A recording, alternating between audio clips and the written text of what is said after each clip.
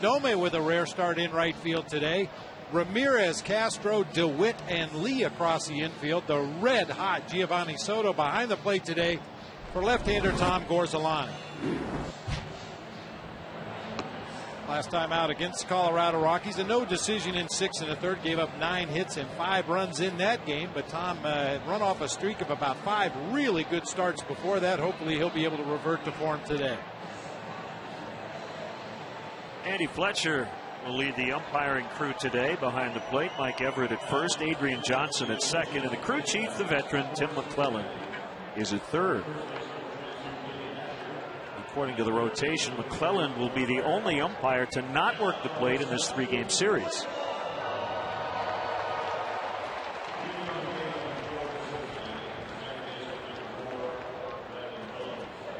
And the Reds have won 7 of the first 10. These clubs will close out the season series later this month in Cincinnati. And All-Star Brandon Phillips will lead it off.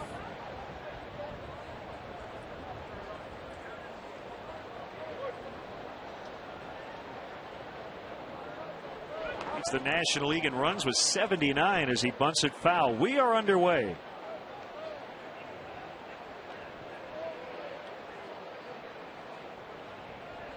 Tom Gorzolani has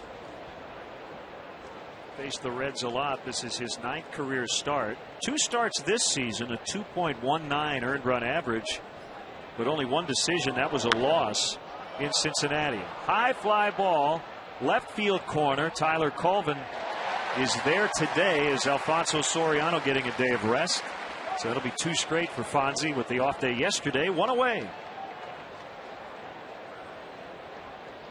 That brings up Chris Heisey, who has grabbed a lot of playing time from Drew Stubbs, who's been struggling. Heisey the other day in Pittsburgh with an inside the park home run. Now, Chris Heisey's been on their radar for a while. You can see the sliding attempt by Andrew McCutchen in center field. He came up empty, and Heisey with very deceptive speed. He's a lot quicker than he looks and plays a really good defensive center field as well.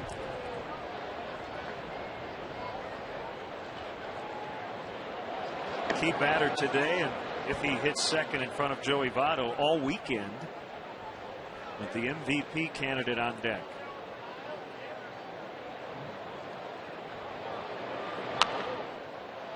And a foul pop behind the visitors' dugout.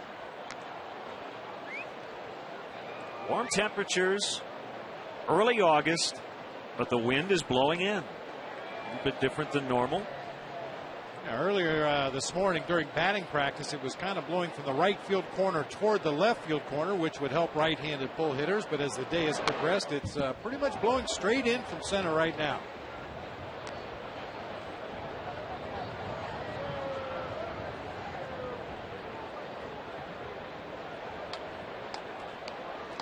One and 2 on Heisey. Holds his hands pretty high, and he just got hit by that pitch. So Gorzolani trying to come in and went in too far and hits him with a 1-2 offering. That's one problem with what pitchers call that back foot slider. You start it on the inside part of the plate, hope to get the batter to chase it, and then the ball goes down and in. Well, if the batter recognizes the rotation on that pitch immediately and takes it, a lot of times you're going to get hit in the ankle or on the foot because that's where that slider is going to end up. A mixed reaction for Joey Votto, who made some interesting and somewhat controversial comments around the All-Star break. Did not congratulate his National League All-Star teammate Marlon Byrd for his big defensive play in the All-Star game, because he said while he respects the Cubs, he just doesn't like them.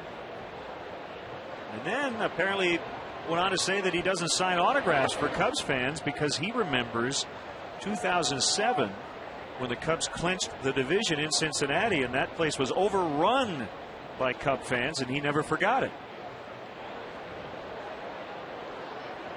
I think in the end it's probably been made to be a bigger deal than it really is, and that creates a little bit more of a rivalry. So be it. So I guess if you want Joey Votto's autograph, tell him you're a Reds fan. Yeah, you better wear a Reds jersey or a Reds cap.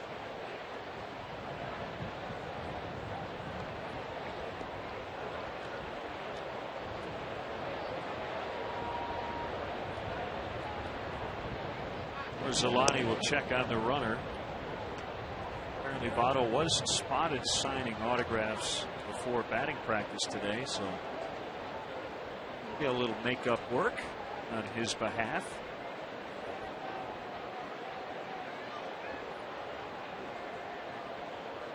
Long look by Orsolani at the runner to the plate, and Votto bounces it foul. And if they win the division, I don't know how you couldn't give him the MVP award.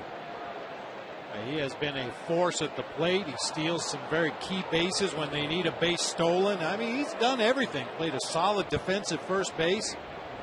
And they've had some of their other key players in and out of the lineup with a variety of nagging injuries, some more serious than others. But Votto just keeps plugging along. Makes a slider low and away. It's 3-2. Pretty good chance Heisey will be running with this pitch. Updated standings. Cardinals a half game back. The Cubs trying to jump past the Astros and catch Milwaukee. The Cubs have been in third place for a long time, but currently reside in fifth. Another long pause, and Orsolani will throw over.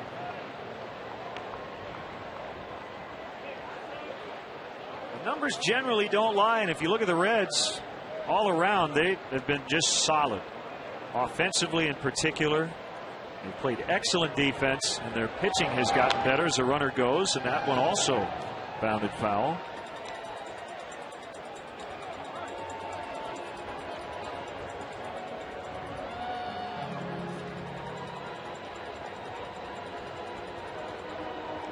Anytime you have a successful season, at least up to this point it's been successful for the Reds, you need contributions from guys that maybe you weren't counting on. And I think in the case of the Reds, Johnny Gomes might be that guy. Ball four. A couple of spots away from Johnny Gomes at this point, but this guy was kind of a journeyman fourth outfielder, pinch hitter off the bench, and with regular playing time, he's put up a .273 average, hitting 13 home runs, 66 runs driven in, and also the resurgent season by the guy at the plate right now, Scott Rowland, hitting nearly 300, 18 bombs, 62 runs driven in. You need those kind of seasons from unexpected sources. It has been a team effort. There's no doubt about that. They have a couple of superstar caliber players, and Votto and Phillips and Rowland making the All-Star team as well for the sixth time in his career. Got some good young pitching. Not all of it is even here yet.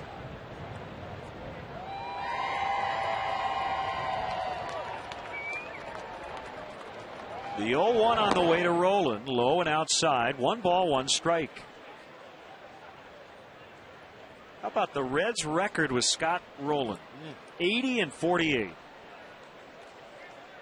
We discussed this the last time we saw them. That was a head-scratching move by Walt Jocketty at the time last year. Team was going nowhere, but Walt was looking ahead to 2010. I don't think anybody disagreed with the move for what it appeared to be on the surface, which is bringing in a veteran guy who had been a known leader in the clubhouse and played the game hard every day, and hoping some of that would rub off, but he's rejuvenated his career at Cincinnati.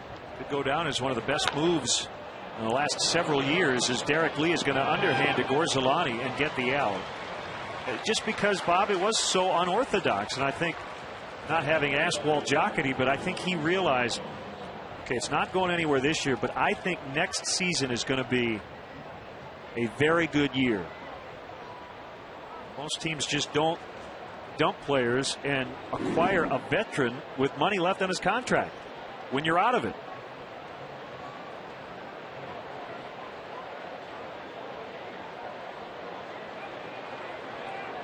Now Johnny Gomes, Bob talked about him. Been a big-time RBI guy. He's been sitting on 99 career homers since July 19th. Hitting under 200 over his last 14 games, but he's a very dangerous guy in this spot. Big swing and a miss. He will not cut down on that hack. No. He can be an adventure occasionally in left field, but when you carry that kind of batting average with runners in scoring position, you'll put up with the occasional misplay. A chopper off the plate, and it is foul.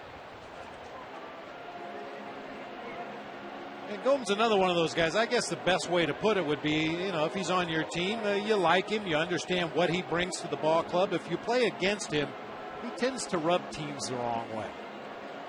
I don't think it's anything he does intentionally. It's just how he plays the game. You're either with me or you're the enemy.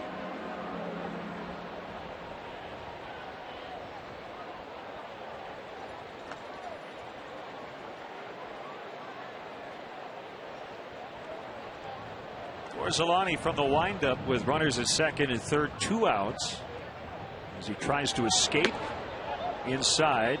1-2.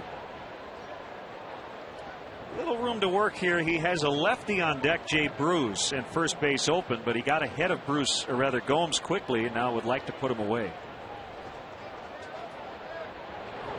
And he does. Swing and a miss. Strike 3. Colvin, Castro, and Lee will start it for the Cubs against right-hander Bronson Arroyo when we come back.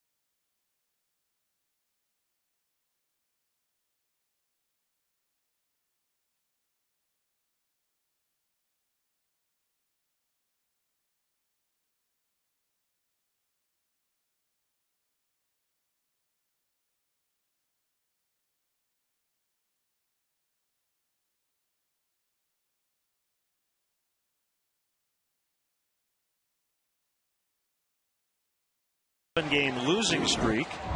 Now there's Southwest starting lineup. Colvin and Castro, Rookie of the Year candidates. Tyler has reached safely in 17 straight. Lee, Ramirez, Bird, Kosuke getting a rare start in right. Blake DeWitt hit his first homer as a Cub on Wednesday, a 3-run shot. Soto did the same. That wasn't his first, but he also hit a 3-run homer. And Gorzolani bats 9th. Quick look at the Reds defensively. Johnny Gomes in left, Chris Heisey in center, Jay Bruce over in right field, Scott Rowland, the veteran, at third, Paul Janisch filling in for the injured Orlando Cabrera, doing a real nice job at shortstop. The 2 All-Stars, Brandon Phillips, Joey Votto on the right side, Ryan Hannigan doing the catching today for veteran right-hander Bronson Arroyo. Okay, the numbers never tell you the full story of Bronson Arroyo. This guy will throw a variety of breaking pitches. He'll mix in his fastball sparingly, has a really good straight changeup, and on Fangraphs, they list the category as XX, which means an unidentified pitch. He throws quite a few unidentified pitches during the course of a game. He's got a Rockettes-like leg kick as Tyler Colvin sends it fairly deep to left. Gomes on the warning track will make the catch. I mean, just as an example, Bronson Arroyo, once again, from Fangraphs, 37% of his pitches are fastballs, 26% are changeups, 28% are breaking balls, either a curve or a slider, depending on his arm angle. He'll throw a few cut fastballs inside the left-handed hitters, and then he'll throw a few XXs, too. He'll make it up if he has to. Here's Starlin Castro. Batting average continues to go up. He dumps it foul back into the grandstand. He is leading the majors since July 10th. Basically the last month he's hitting .432.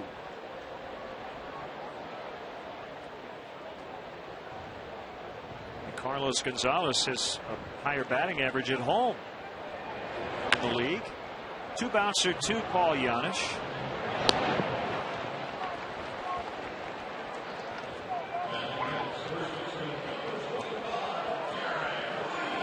2 quick outs. It brings up Derek Lee.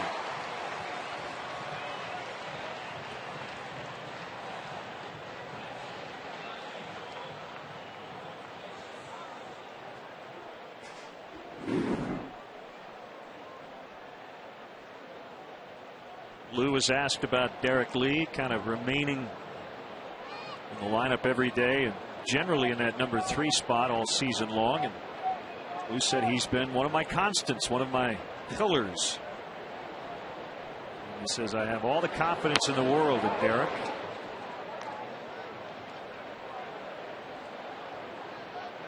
Basically, since Lou's been here, Derek has been the everyday first baseman and number 3 hitter a vast majority of the time.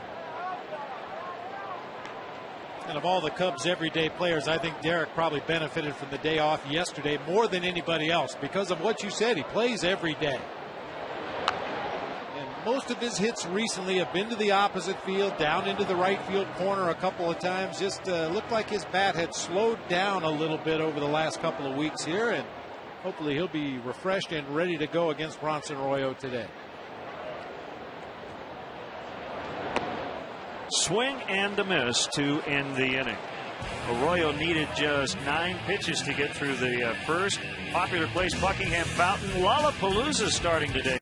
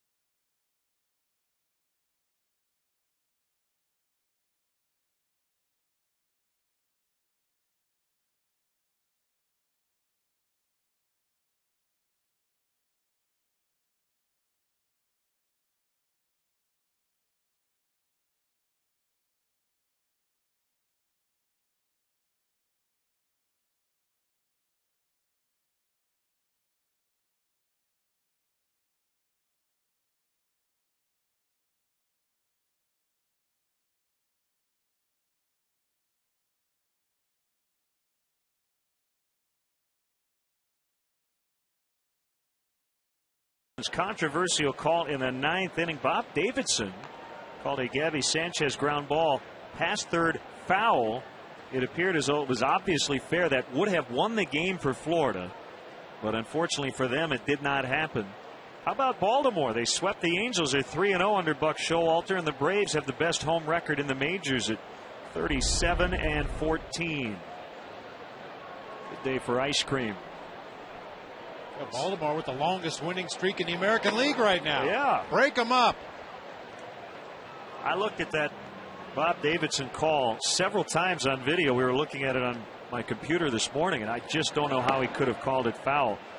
And guys do make mistakes, but reading the quotes after the game, Davidson insisted that he made the correct call.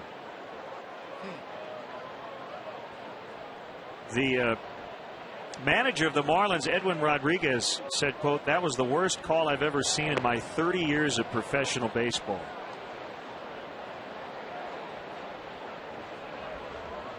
Well, this is his first year as the interim manager down there in Florida. If he sticks around long enough, he'll see a lot more worse than that.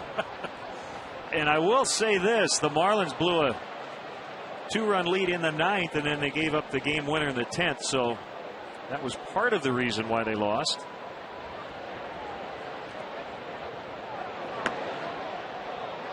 Just missed 3-2 on Jay Bruce, the right fielder.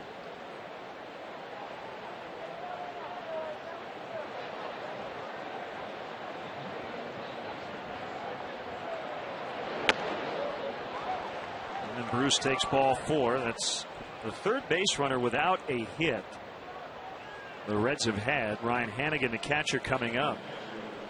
I did not catch the Phillies or the Marlins broadcast. I'm sure Rich Waltz and Tommy Hutton saw it the way I think most people saw it. I don't know how the Phillies TV guys called it.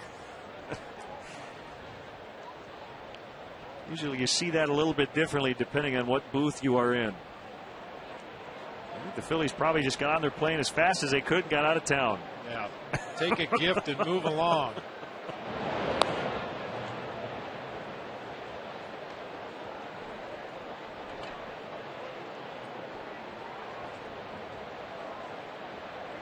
The beloved human element of the game. Isn't it great?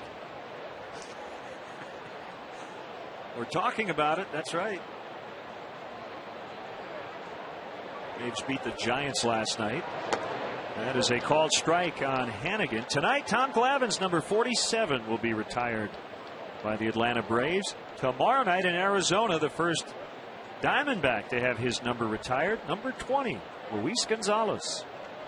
You were talking a moment ago about how Lou feels about Derek Lee as his constant in the lineup. Well, no question, Luis Gonzalez was the constant in that Diamondbacks lineup for a number of years. No pitch. Time was called. So still 0-1 on the catcher Hanigan.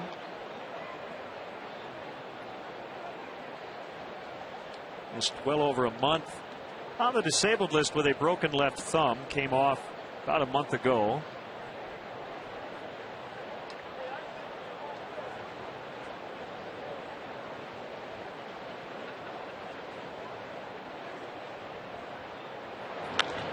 And a deep drive for Hanigan. Gone. A 2-run homer.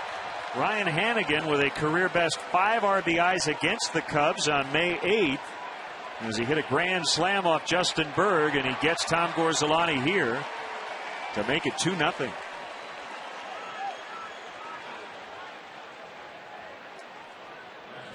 Ryan Hanigan, a guy that's been known more for his defense in his early major league career, is really flexing his muscles this year with this base hit, or rather this home run, his 3rd of the year. That pushes his batting average up over 300 on the season.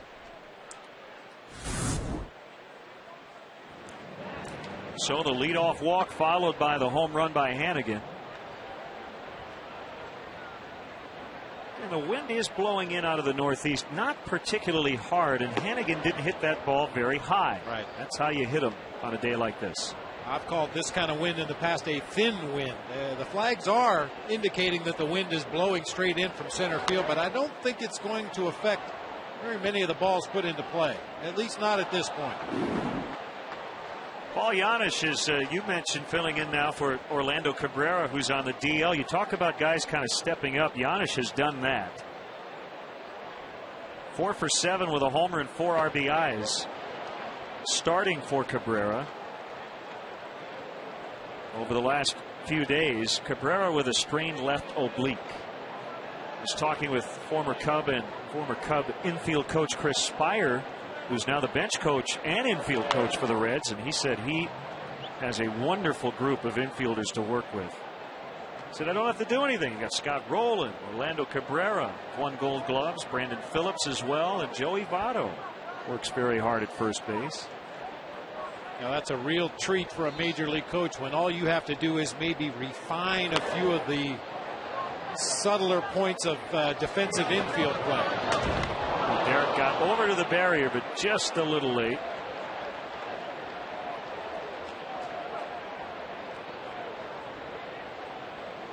Ball just wasn't popped high enough in the air for Derek Lee to get over there in time. Just over the railing there as Derek caught himself, and you see the hand of Brandon Phillips coming over way too late to offer any assistance. That was a little tricky too, because the opening into the dugout was only about a foot to his right. You want to go flying down those steps if you're not looking. Well, I look like my dorm room in college. High fly ball left center as Tyler Colvin will make the catch. I didn't see any pizza boxes on the floor of the dugout. You got the box fan. in an awkward position. You got cups all over the place. Of course, you're not there right now because you're at the library study. Strike on Bronson Arroyo.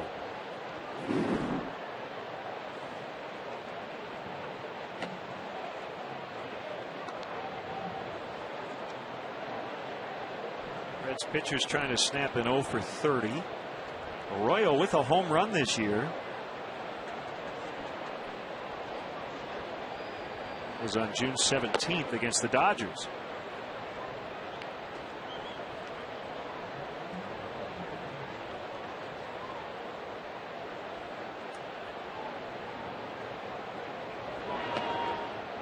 Three and one.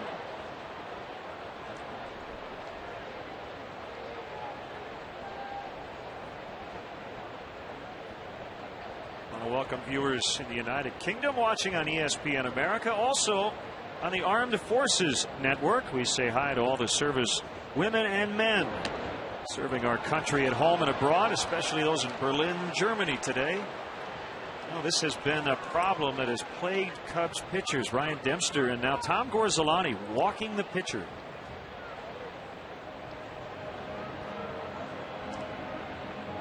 Especially against a team with a leadoff hitter like Brandon Phillips, a guy that's capable of leaving the yard if you happen to make a mistake. Never a good idea to walk anybody, but especially that opposing pitcher. That should be an easy out.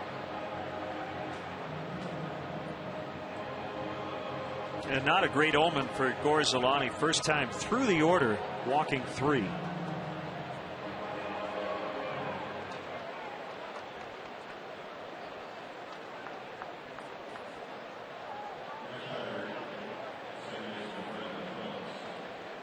Now Brandon Phillips, who will probably be in the big leagues for at least another decade, but after that he might become a pro bowler. Picked up bowling about 9 years ago, and he has bowled 3 perfect games. Wow. Said he used to bowl, but he threw the ball straight, and he watched a pro a few years ago spin it. And the pro taught him how to spin the ball, and all of a sudden now he's gotten really, really good. Not only bowls during the winter, but occasionally on an off day during the season. Maybe soon he'll take the bumpers out of the alleys. He failed to mention that part.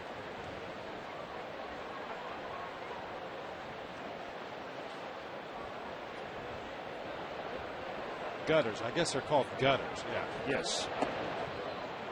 I should know that. That's where most of my tosses end up. I was going to say your head's usually there too. Might be tonight. Are the Gutter twins in town? They might be. Yeah.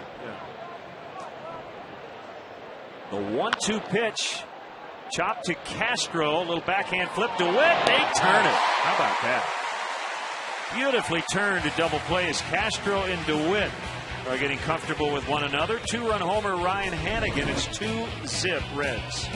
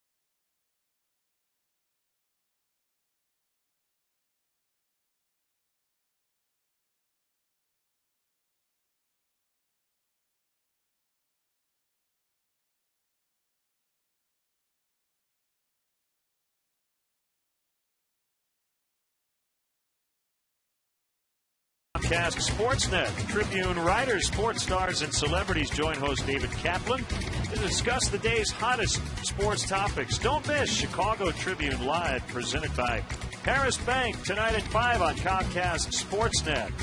Fans' best friend. They are here, and they finally have good seats. Must have got them from Pat and Ron. Yeah. Took us 109 games to get our fan club out of the upper deck.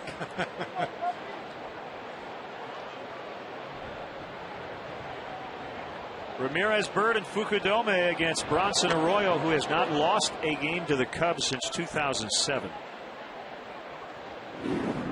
3 wins in 08.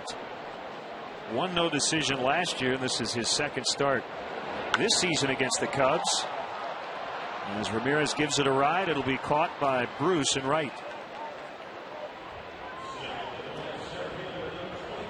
Hey fans, tomorrow is Supercuts Day here at Wrigley Field. Game time is 12:05. The first 40,000 fans will receive a scratch and win card, and every card holder will win a lucky prize, compliments of Supercuts.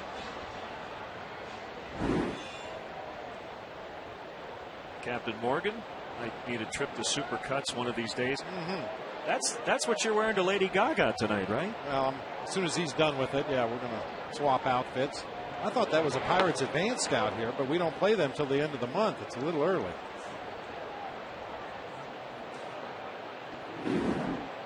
One strike on All-Star Marlon Byrd.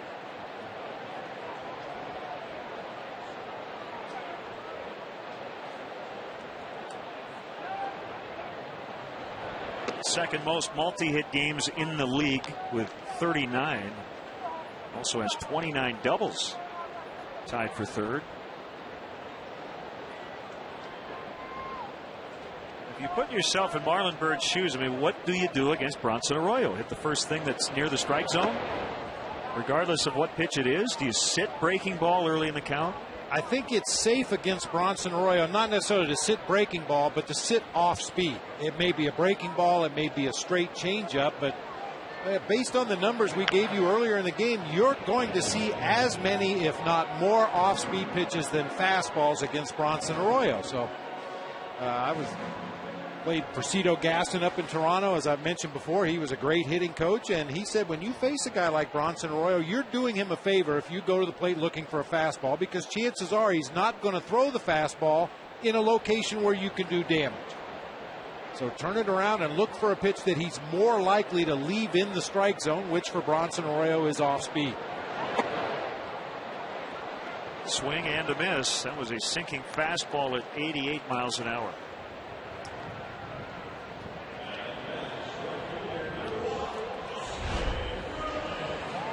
From our Coors Light RoboCam, a lot of movement on that two-seamer. Started maybe on the inside corner, ended up way down and into Marlon Byrd. A lot of movement on that two-seamer. The word to use in describing Bronson Arroyo is resourceful. He can throw just about anything and is not afraid to. And when one thing isn't working, he'll go with something else.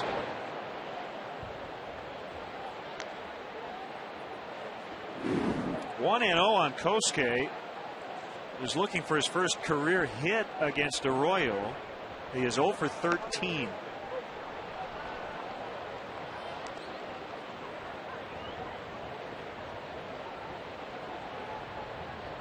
The other word to describe Arroyo is durable. Just wide of third. That's foul. Give you a lot of innings. 22 starts, 18 of those starts he's gone at least 6. And since the beginning of last year, Arroyo's made 9 starts of at least 8 innings without allowing more than 1 run. That's the 4th most in the majors. Cliff Lee, Tim Lincecum, and Zach Greinke are the only pitchers with more, that according to Elias. 2-2. You mentioned the start by Fukudome today against Arroyo, even though he doesn't have a hit against him yet. But I think a lot of that's based not only on Alfonso Soriano's poor numbers against Bronson Arroyo, but righty's only hitting 176 against the Reds right-hander. Lefty's hitting 284, so Lou just tried to get another left-handed bat in the lineup. Alfonso Soriano, for his career against Bronson Arroyo, 8 for 42. That's a 190 batting average. Swing and a miss.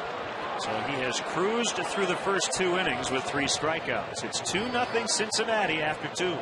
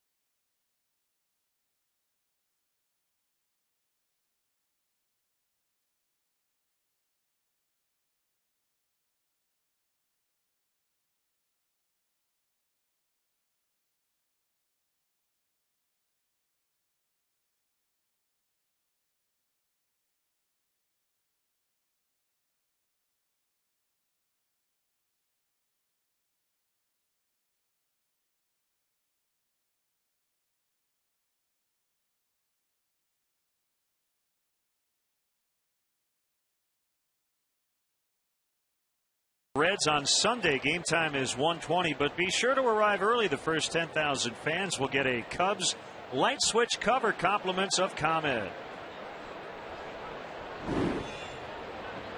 Reds 2, Cubs nothing.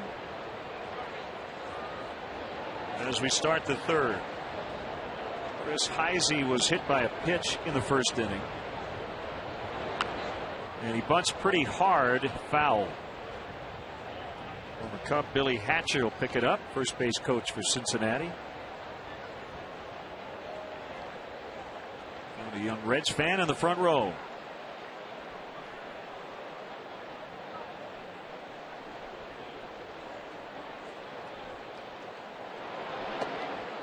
Swing and a miss. High heat from Gorzolani at 89, but it was effective.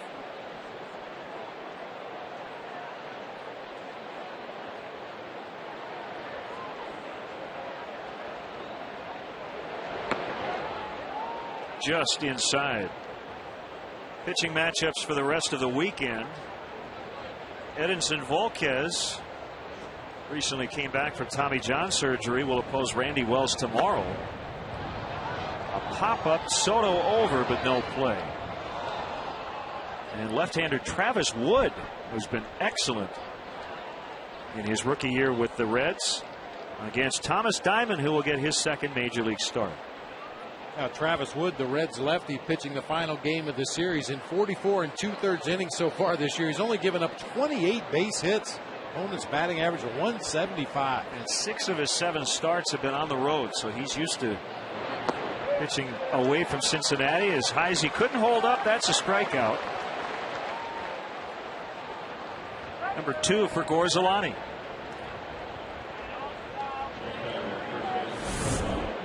Tom could use a couple of cruiser innings here in the middle of the ball game, keep that pitch count down a little bit, allowing him to get deeper into the game.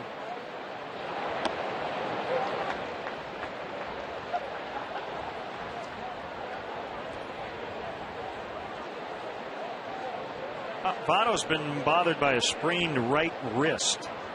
Missed a couple of starts earlier this week. The last time the Reds were here, he was snubbed for the All-Star game. Everybody was just in shock that he didn't make the team as a reserve. Well, he got on that final man vote, and he received 13.7 million votes to make the club. And he was so upset about not making the All-Star team initially that he got ejected final game of that series. I think it was the final game, or was it the middle game? It was the Sunday. Took a called third strike to end the top of the first. And he got kicked out. The Reds would go on to score 14 runs anyway.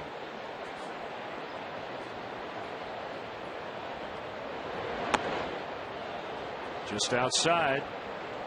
3-2 on Votto. Scott Rowland next.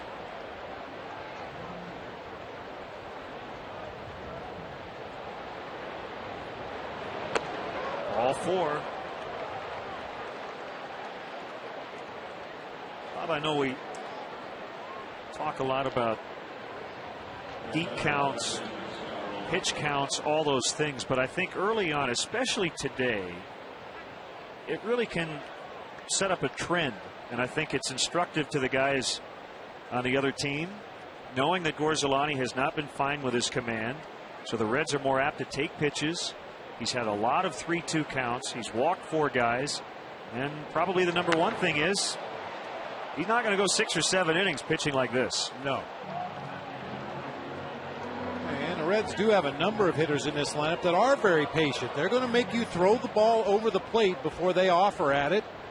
And if they can continually put you in counts where it's 2-0, 3-1, 3-2, get into those predictable fastball counts, that's when they're likely to do the most damage.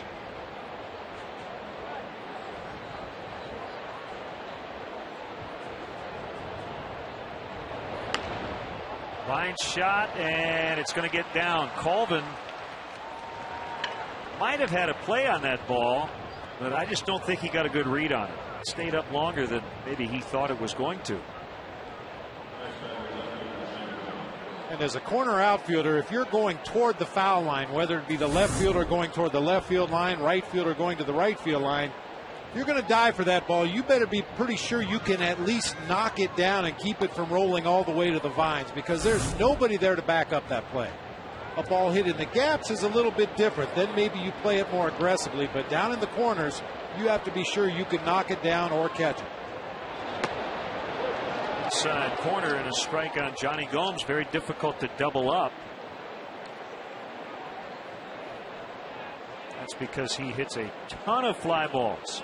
Yeah, only one double play grounded into all season for a guy who doesn't really run that well. Foul tip for strike 2. Whew. That is a vicious cut.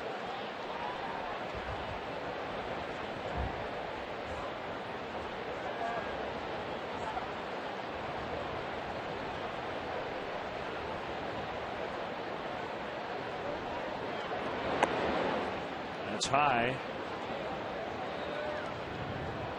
In terms of ground ball percentage, the lowest in the majors belongs to Mark Reynolds of the Diamondbacks. About 1 of every 3 balls he hits is a ground ball. Alfonso Soriano's second. Johnny Gomes is third. So they're the most drastic fly ball hitters in baseball. And Gomes strikes out for the second time.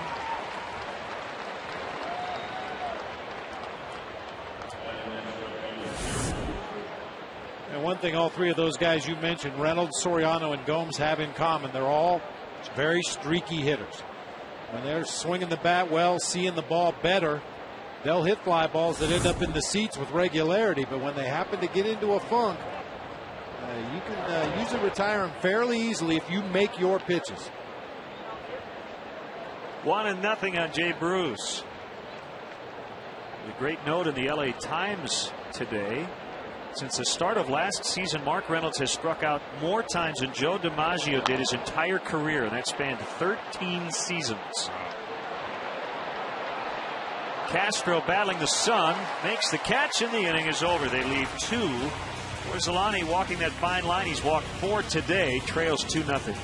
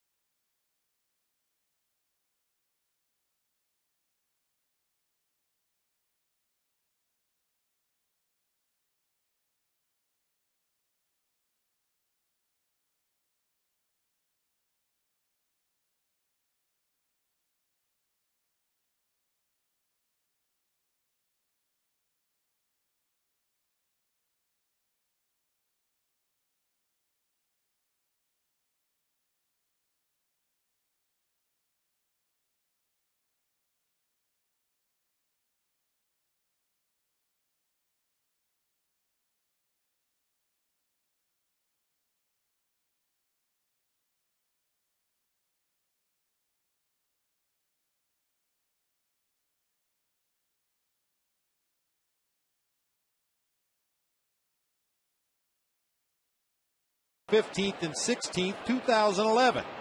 Rooms are available now by calling the Hilton Chicago at 312-922-4400 and asking for the Cubs convention rate. Weekend passes will go on sale in early November. For more information, as always, visit Cubs.com. First at bat for Blake DeWitt. He was 6 out of 16 as a member of the Cubs since coming over from the Dodgers.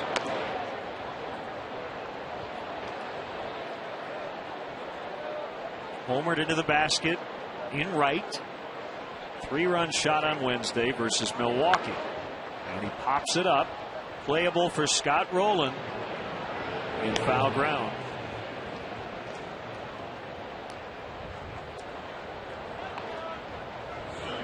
It seems like a very, very obvious statement, and in a certain respect it is, but that sun is going to be really tough today. We saw Starlin Castro and Blake DeWitt really struggle with that pop-up in the middle of the infield by Jay Bruce to end that last half inning, and now Scott Rowland really battling the sun to grab that pop-up off the bat of Blake DeWitt.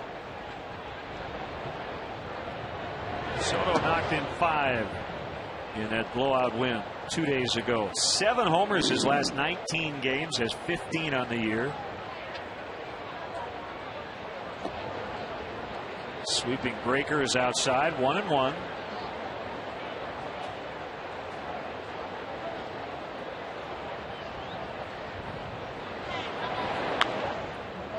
Got in on him and he pulled it foul, 1-2.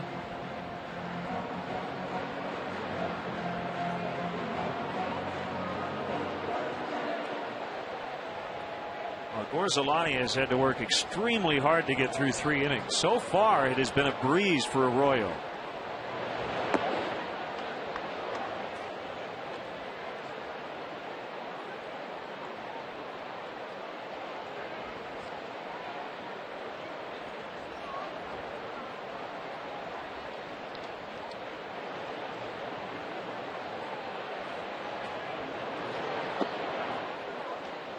Good take. It was close. 3-2.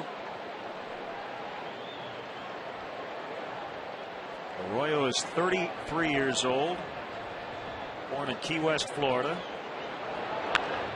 And that's lined into the left field corner, but foul. Pretty good deal the Reds made March 20th of 06. They got Arroyo from Boston along with cash in exchange for outfielder Willie Mopena. Just never could really put it together. Now, Willie Mopena, one of those guys that showed flashes of potential that just knocked your eyes out, but couldn't consistently maintain it long enough to keep an everyday job. So the Cubs finally have their first base runner after 7 straight sent down by Arroyo. He was a budding musician in his downtime. Right wrist had given him problems for years, carpal tunnel syndrome, but I think he's given up guitar during the season.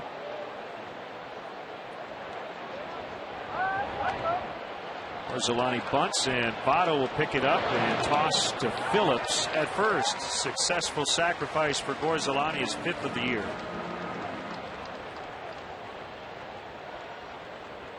We saw Votto make an awkward throw the last time they were here, and he pulled Phillips off the bag. I believe Randy Wells was the guy running, and they were able to get the out as Wells kind of gave up on the play. But Joey Votto had a chance to set his feet and did not.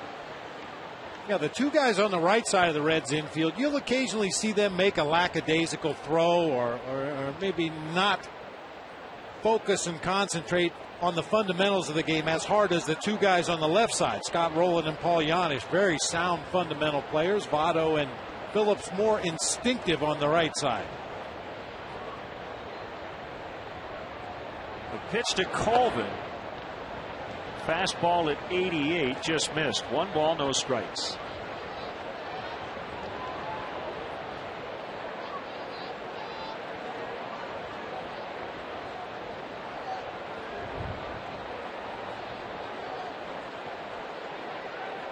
Colvin with 3 homers against Cincinnati this season.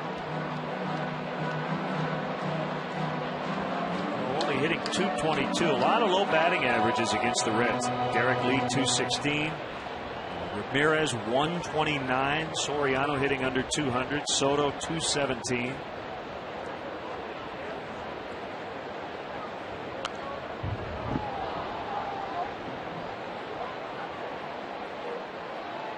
With the way this Reds offense has performed this year, you need to score runs to beat them. They're usually going to get on the board. Sometimes they're going to get on the board a lot. And if you want to have any chance to have any kind of success against this Reds team, you're going to have to score runs right along with them. Especially in their home ballpark. Yep. It is a bandbox. And again, we'll see the Reds once again in late August in Cincinnati. I have a feeling the crowds will be a little bigger than we're used to seeing them. The fans are a little while to jump on the bandwagon, but I think they have now. It's a great baseball town. It has been for a long time. They just haven't won a whole lot the last decade. There's some of the offensive numbers we were talking about. They can find ways to score runs, whether it be via the home run ball. They've done that 125 times. They can steal some bases. They have base speed, base running speed. Maybe not a lot of stolen bases, but guys that can go first to third. They can score from first on a double, score from second on most base hits. You have that kind of combination of power and speed, you're not going to go through too many run scoring slumps. Former Cub manager Dusty Baker presiding over a team that not too many people picked to be in the spot they're in. Swing and a miss to end the inning. The Royals started that sequence 2-0 and came back to strike out Colvin as we go down the Chicago River. 2-0 Reds.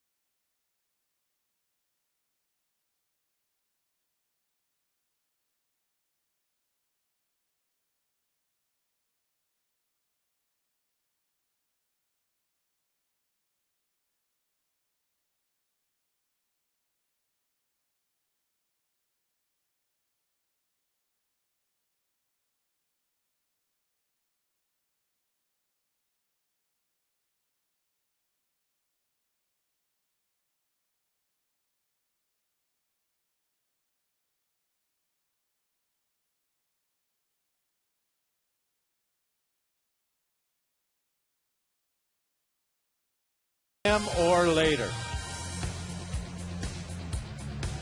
Why do I have a feeling we're going to run into each other tonight? Around that time after Lollapalooza. Menard's grounds crew taking care of the infield today.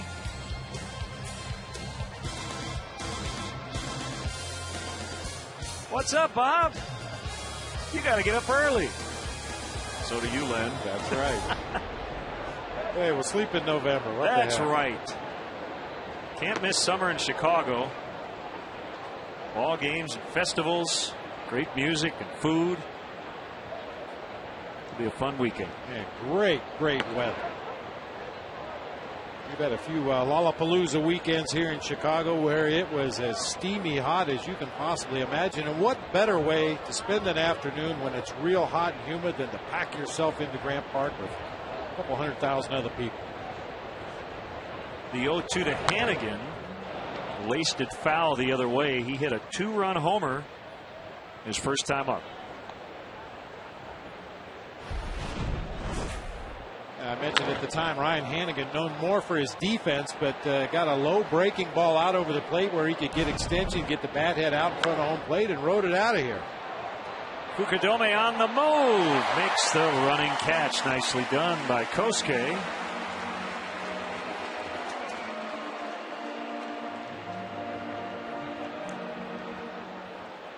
Time for our AT&T trivia question. Got a 50-50 chance. Who won more games as the manager of the Cincinnati Reds? Pete Rose or Lou Piniella?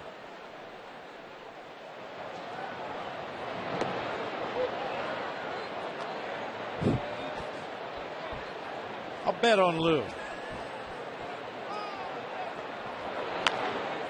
Yeah, that was coming.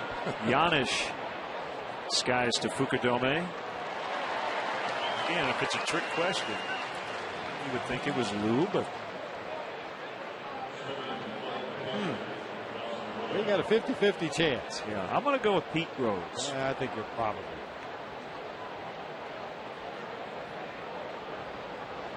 Have to throw Sparky Anderson in there.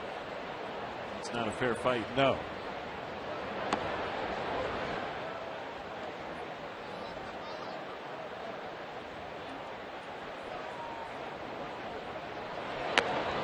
Way outside on Arroyo, who walked in the second inning. Gorzelani fortunately then got a 6-4-3 double play to get out of the inning.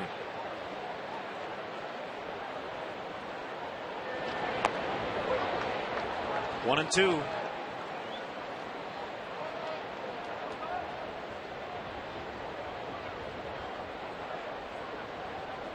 Arroyo going with a double flapped helmet. Diving stop by Ramirez. He has time to get him. So Arroyo robbed of a hit as they go down 1-2-3 for the first time. 10-pitch inning, and Gorzelani needed it. 2-0.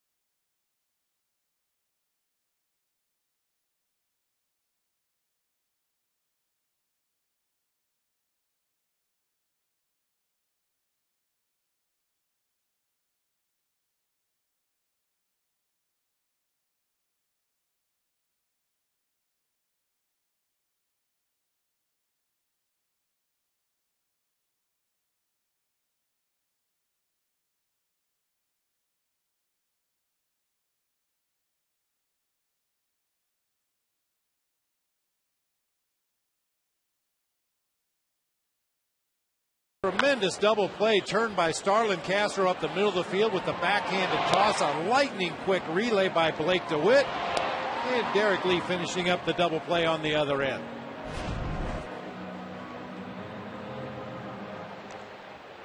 Two 2-0 Reds on a Ryan Hannigan home run. But they're still looking for their first hit. Sorry, Len, I have a birthday wish here for Emma Taylor, celebrating her second birthday here from Kentucky. That's Reds country. They should have given this to the other booth. Also, Dave Balson wants to wish a happy birthday to the most beautiful Heather in the world. Happy 24th to Heather McGraw.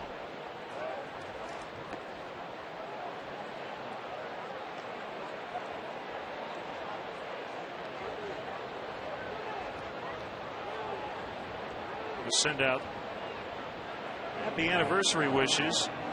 65 years, Sandy and Shirley Rovner. Longtime Cub fans. And a sad note today, longtime Wrigley Field usher, 20 years behind home plate at aisle 19. Emily Hitsky passed away a few days ago. And we're thinking about her sons Al and David, now a supervisor here at the ballpark. Emily, one of our favorites. Yep. One strike on Starlin Castro.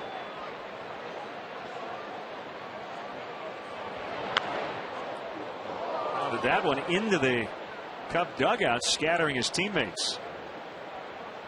So you can laugh now. Well, I think we mentioned the story recently. Eugenio Velez of the San Francisco Giants was sipping Gatorade in the Giant dugout when a line shot hit him in the head, gave him a concussion, and put him on the DL. It's not a laughing matter when you're the guy that gets hit. I remember years ago in a spring training game at Scottsdale Stadium when Matt Keogh was struck in the head by a line drive, and the doctor said that if it were not for the fact that the hospital was right across the street from the ballpark, he may not have made it. Rolling from his knees. What a play by Scott Rowland. Diving stop, didn't have time to get on his feet, and still made an accurate throw. Well, he's been one of the best at that hot corner for the entirety of his career. Throws from his knees. That's how strong his arm is. Knew he didn't have time with Starlin Castro running, but gets it across from our high-speed shutter cam. A nice pick at the other end by Joey Votto. They get Castro by a full step on a diving play at third. 7-time Gold Glover, and when he was in his prime, there were many who watched him every day and who saw Mike Schmidt play every day, and they both were Phillies, who said Rowland was better. That's pretty high praise. Sure is.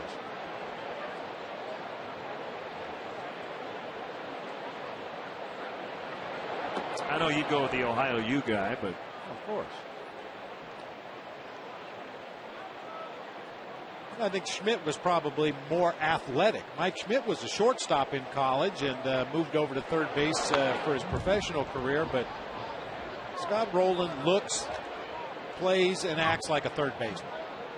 Doesn't have great foot speed, but has a tremendously quick first step, and that's all you need at third base.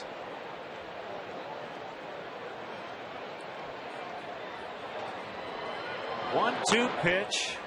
Breaking ball fouled off into the upper deck.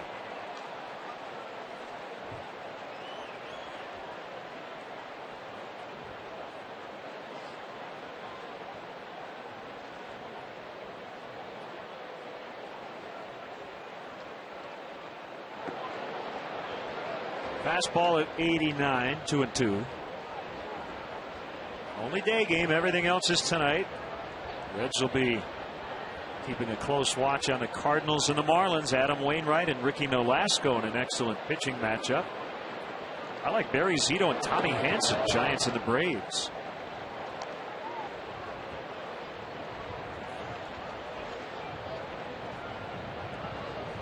Three and two on Lee.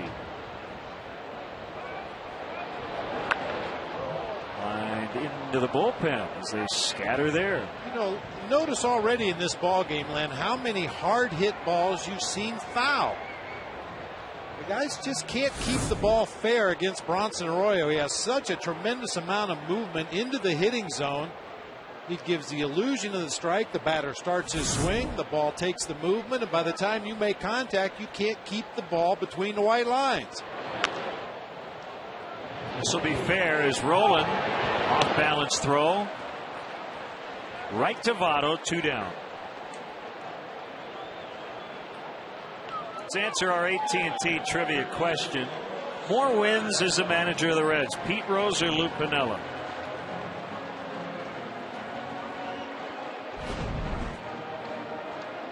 And it was Pete Rose, but obviously a lot more games managed for Charlie Hustle. 84 to 89. I based my Lou Piniella guess just on the fact they won the '90 World Series. Well, if you added those 4 wins, it would have helped your cause, but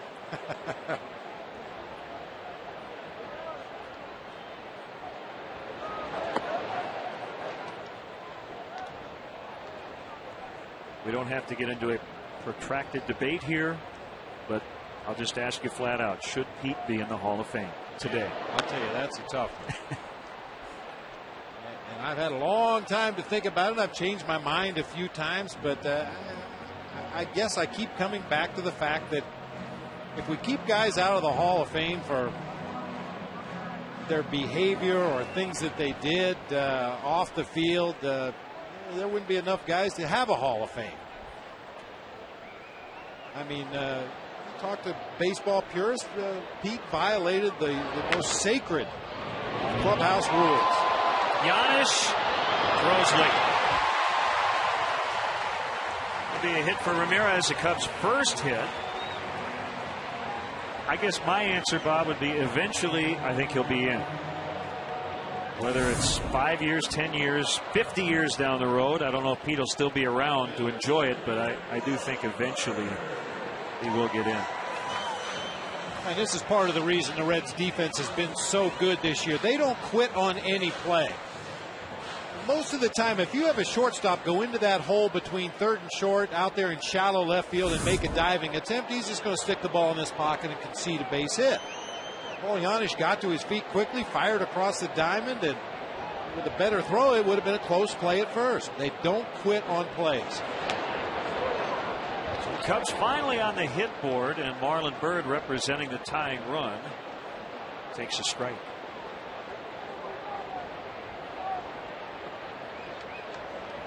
And I would also add that since, 1989, when a lot of this controversy began, when he was banned from baseball, I don't think he's handled it very well, and I think that has really hurt his cause. I think you're absolutely right there. 21 years of, I didn't do anything. Well, I did, but I didn't do this.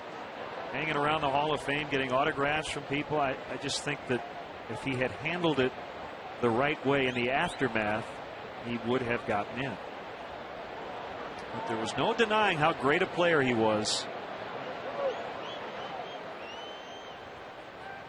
I was fortunate enough to play against Pete Rose toward the tail end of his career, and I'll tell you what, there are a lot of guys that come to play hard every day, but nobody came to play harder than Pete Rose did every day. Every day. Regardless of where the team was in the standings, regardless of his personal stats, you knew you were going to get everything he had every day.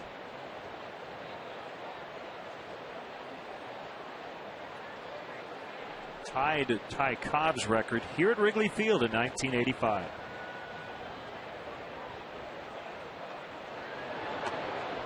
Inside on Byrd, 3-1.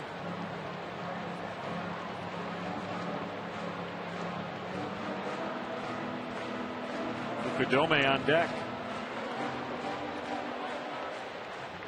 Big crowd here on this Friday afternoon. The Cubs snapped a long losing streak Wednesday, trying to start a winning streak today, but the first place Reds are here, and the schedule's getting very difficult. After this, a road trip through the wild card leading San Francisco Giants, and then the Cardinals are only a half game back in the division. And when the Cubs are back home, they get the West leading San Diego Padres and the East leading Atlanta Braves.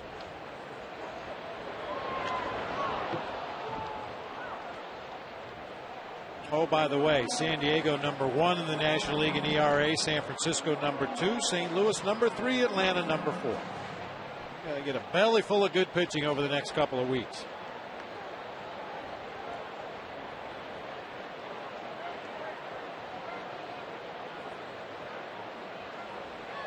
Cubs will face Tim Lincecum in that series in San Francisco for sure. He pitched last night.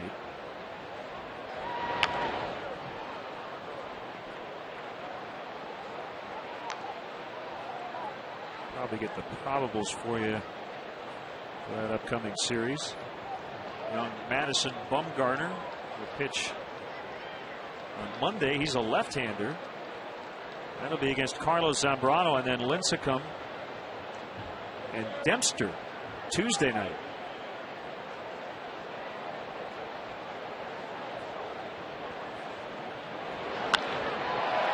Line into center, a base hit. Ramirez makes a turn around second, and fortunately the throw went to third, because if Chris Heisey had deked and thrown to Phillips, they would have nailed Ramirez at second.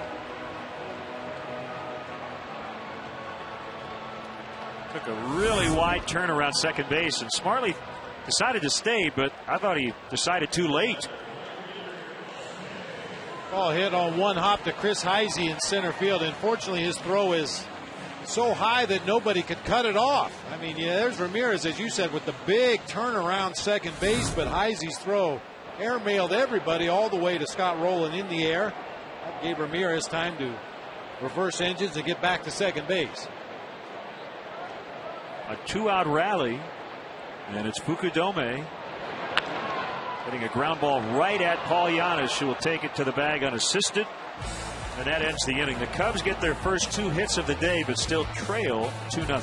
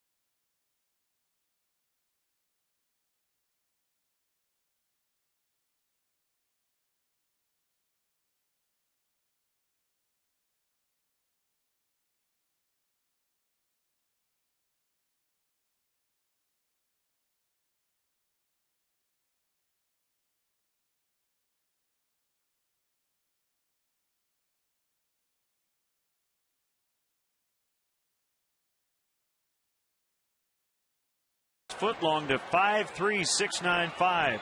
If you are the 500th texter, you could win $5 footlong subs from Subway.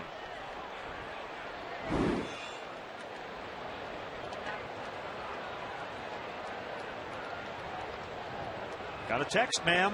Can't just stare at it. There you go. 53695. Top of the order for Cincinnati.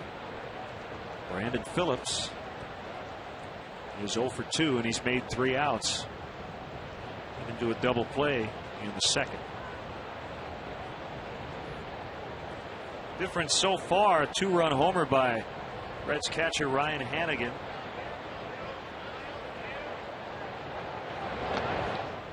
Caught part of Phillips' bat. Strike 1.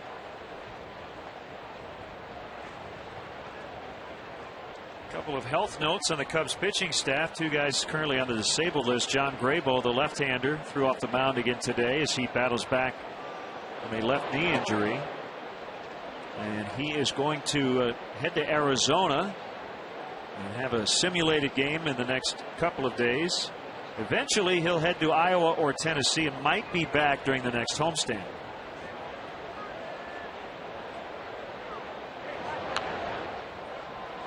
And the word on Carlos Silva, who is undergoing cardiac evaluation, still in the diagnostic phase of that, and it's being led by Cubs team doctor Steven Adams. He's had a battery of tests done. So far everything has looked okay. He may undergo a minor procedure next week, but I guess the bottom line in layman's terms is so far so good. Cubs want to make sure that what happened to him in Colorado over the weekend does not happen again. That abnormally high heart rate. And he has been throwing on the side. The Cubs do expect him to pitch again this season. Colvin will retire Phillips. That's 6 in a row sent down by Gorzolani.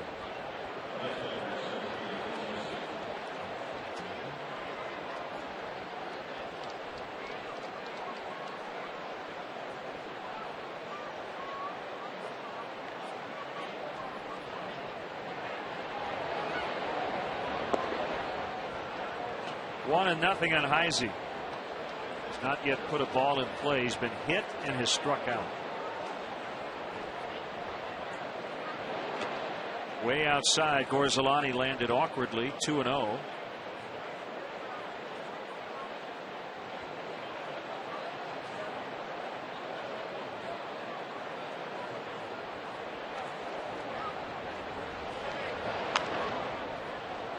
Rainbow to right. Fukudome back now in.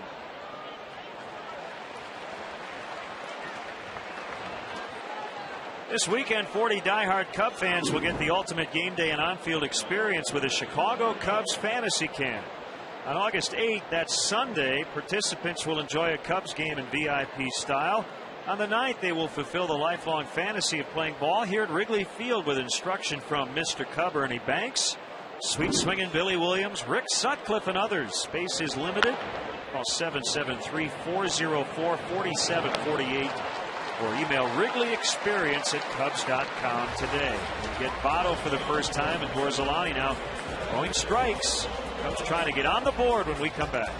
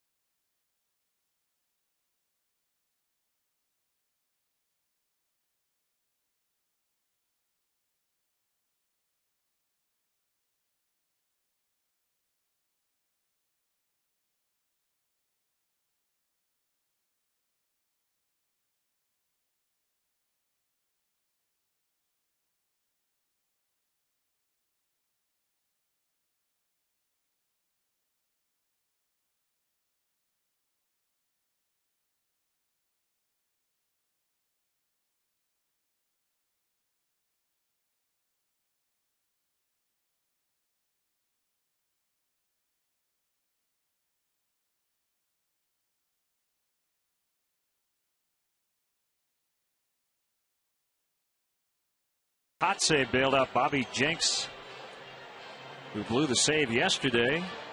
They beat Detroit in extras. Cubs trailing 2-0 here in the bottom of the 5th.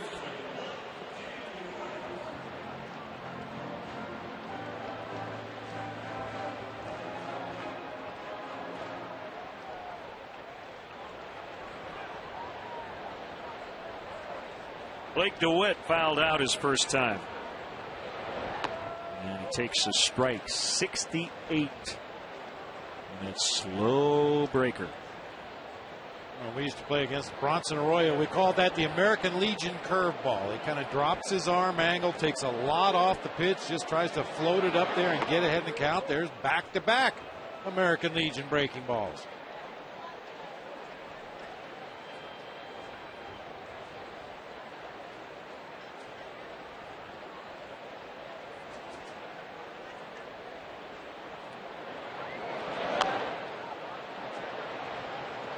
Two strikes on Blake DeWitt.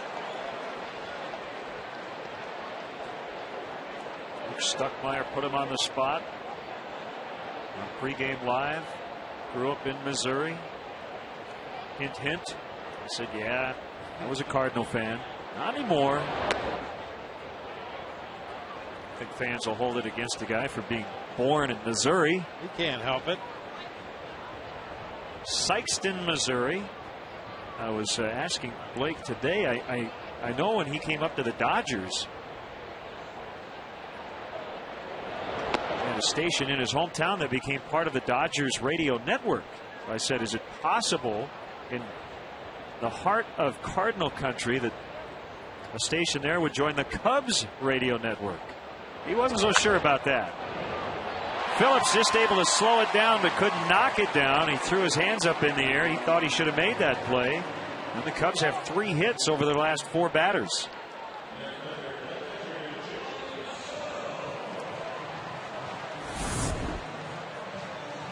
That was hit pretty crisply back toward the middle of the field, and Phillips actually was just over the top of that baseball. That's why he's frustrated. I think he thought that was a ball he should have made a play on easily and just couldn't come up with it. Of course, Brandon Phillips thinks he should make a play on every ball hit to the right side of the field.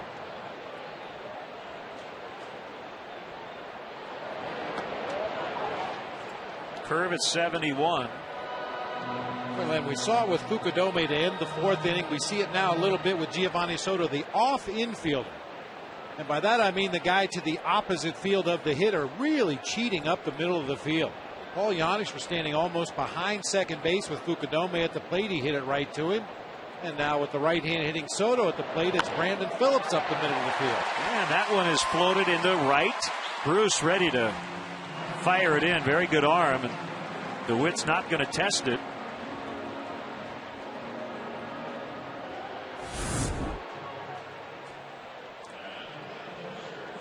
Nice piece of hitting right there. Pitch on the outer third of the plate.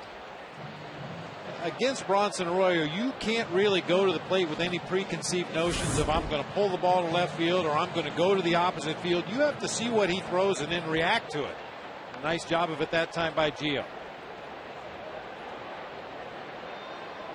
Already a sac bunt for Gorzolani, 5 on the year. The cornerman pinched in.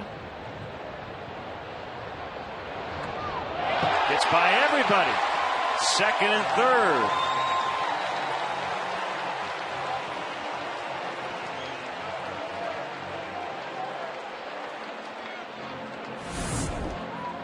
That is the first wild pitch of the season for Bronson Arroyo. Missed his target by a wide margin that time, and I mentioned earlier in the game, Ryan Hannigan known for his defensive work behind the plate. That is an oddity. You just don't see that very often. Arroyo with a wild pitch and Hannigan unable to corral it. That changes the strategy here for the Cubs. Gorzolani now trying to knock in a run.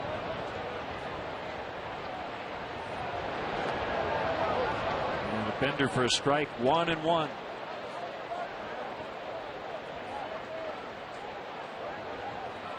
Much better spot for a pitcher to be in than the bases loaded. Not going to ground into a double play on this particular pitch. This is where you do want contact. Boy, I tell you, bases loaded, 1 out. You'd rather have a strikeout than a double play ball. In this spot, you want contact. And the Reds are conceding a run all the way around the infield. Anything other than a ball hit right back to Arroyo should result in a run here.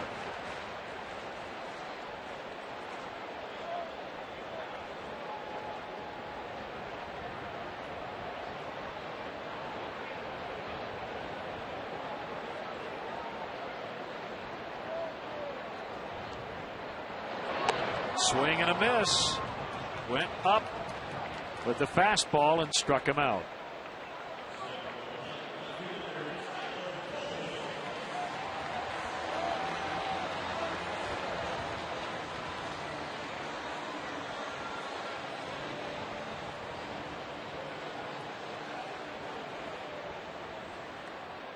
They're still back with 1 out.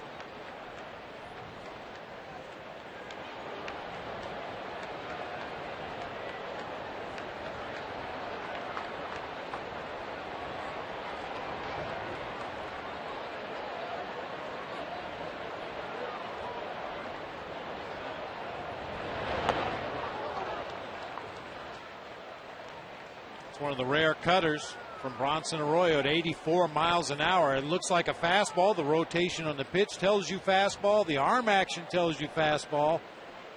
That ball has just enough movement to get off the inside corner and right in on the hands of a left-handed hitter.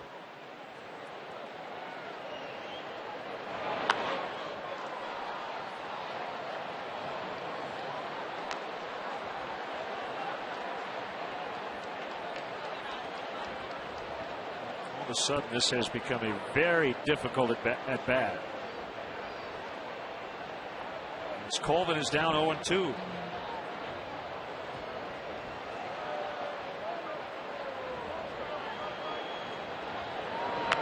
High fastball, and he popped it up. It's caught by the shortstop, Ganesh. I tell you, Bronson Arroyo has put on a clinic here the last two batters. He struck out the pitcher on a high heater, got ahead of Colvin and got him to weakly pop out.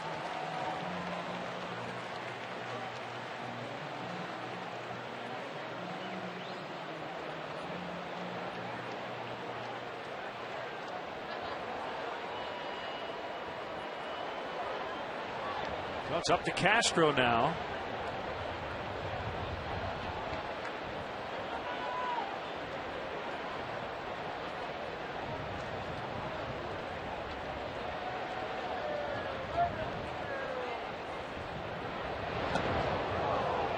Those come to bite as Castro just got his hands out of the way. 79 doesn't seem that bad, but when it's involving your wrist or fingers, that could be very bad.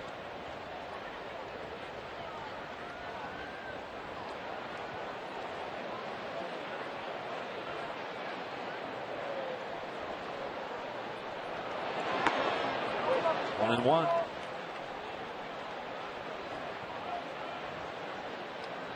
It's almost like Arroyo threw the wild pitch and then thought to himself, you know what, maybe this will be good for me. Strikes out the pitcher, bears down, gets Colvin. Just no panic in a guy like Bronson Arroyo.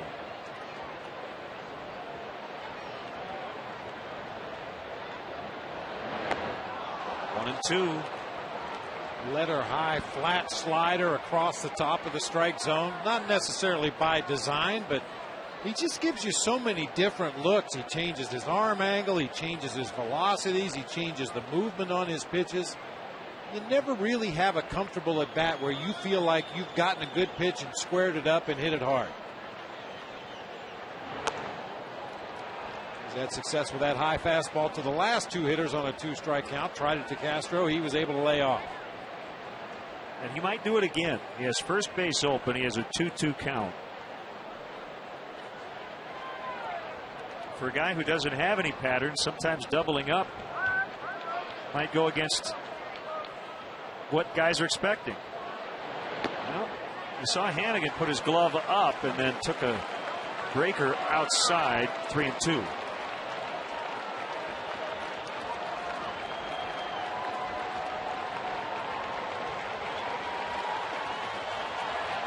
Base hit here could tie it up, and the fans are getting up.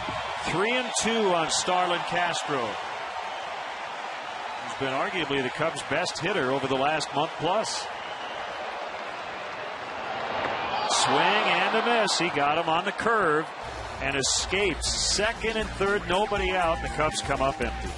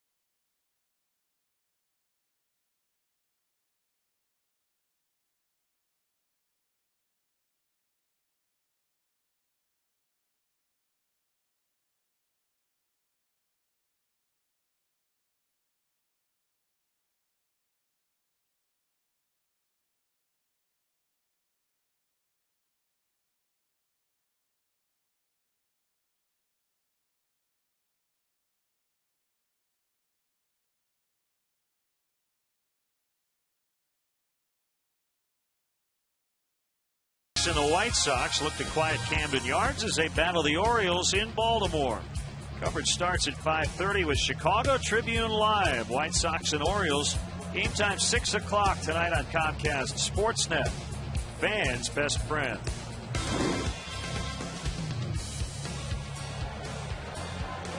Cubs with a pretty good chance. They did have the pitcher up with second and third, nobody out.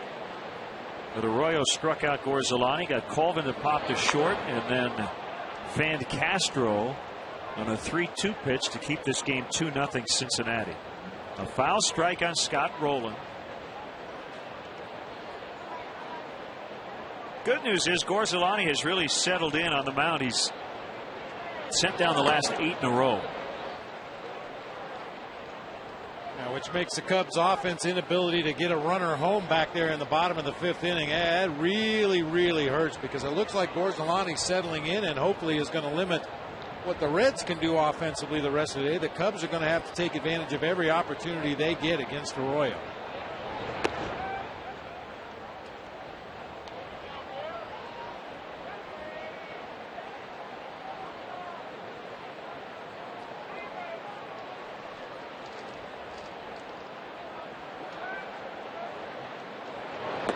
Swing and a miss. Put it right where Soto wanted it.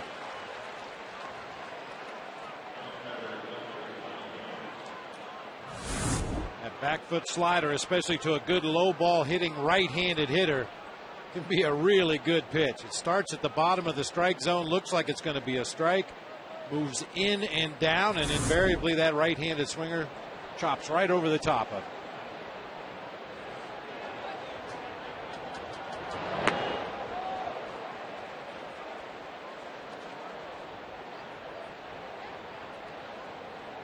Johnny Gomes with his swings today has tried to turn the wind around. Blowing in all day, but whew. All right.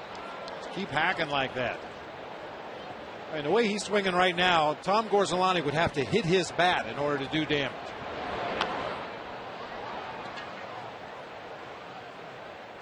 I mean, he's taken an almost identical swing at every pitch that's been thrown up there, regardless of location or speed.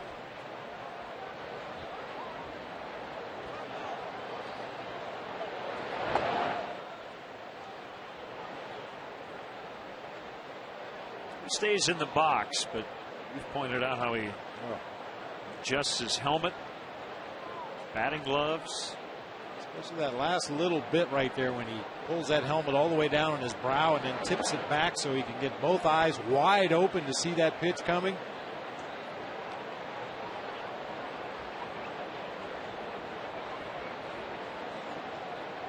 She has a half an eye open at the moment. Swing and a miss.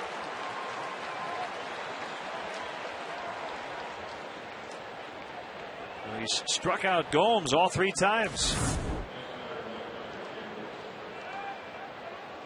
It's a changeup fading away from the right-handed hitting Johnny Gomes and way out in front once again.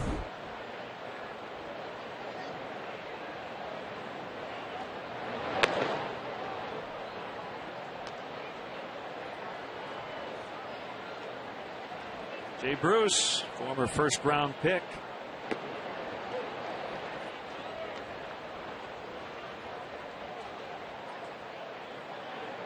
A lot of Reds fans a couple of years ago when he came to the big leagues thought by 2010 Bruce would be the best player on the team.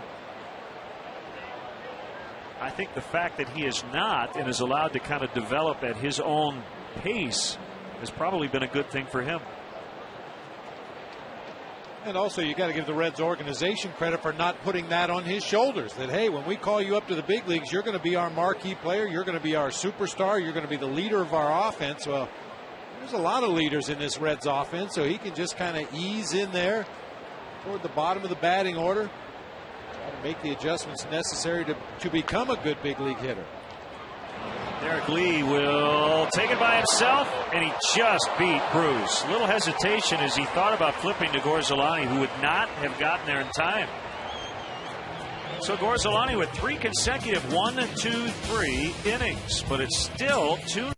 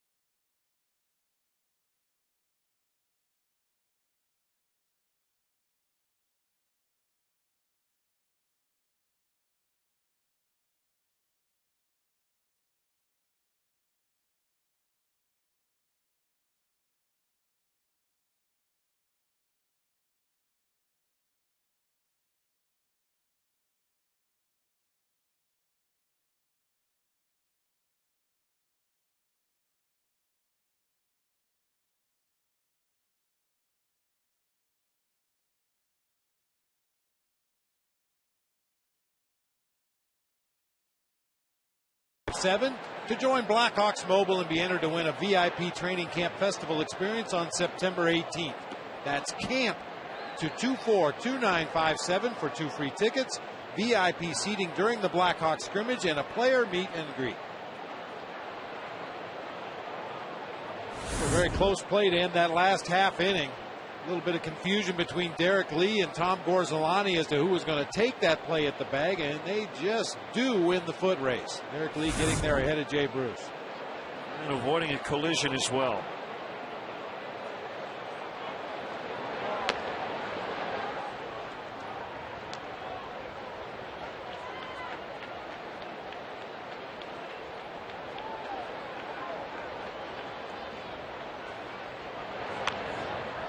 Fly ball right center. Who's going to take it? It'll be Bruce.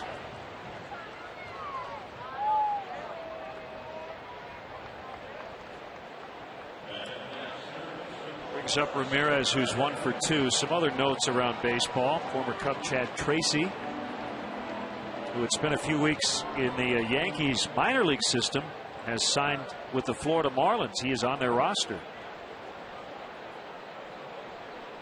They're good for Trace. We wish him well.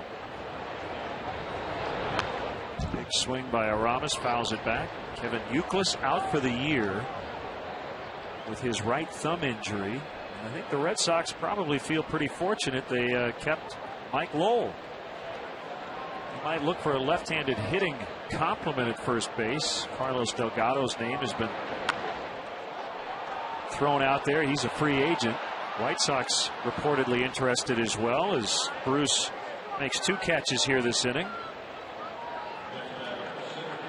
We've talked often about Bronson Arroyo's unique delivery. Watch how high this leg kick goes. That's head high. Yeah, and he keeps his leg straight from the time he picks it up off the ground, rather, till he gets to the top of his leg kick, and only then does he bend his knee and turn and drive toward home plate. Very unusual delivery, but something that's worked extremely well for him.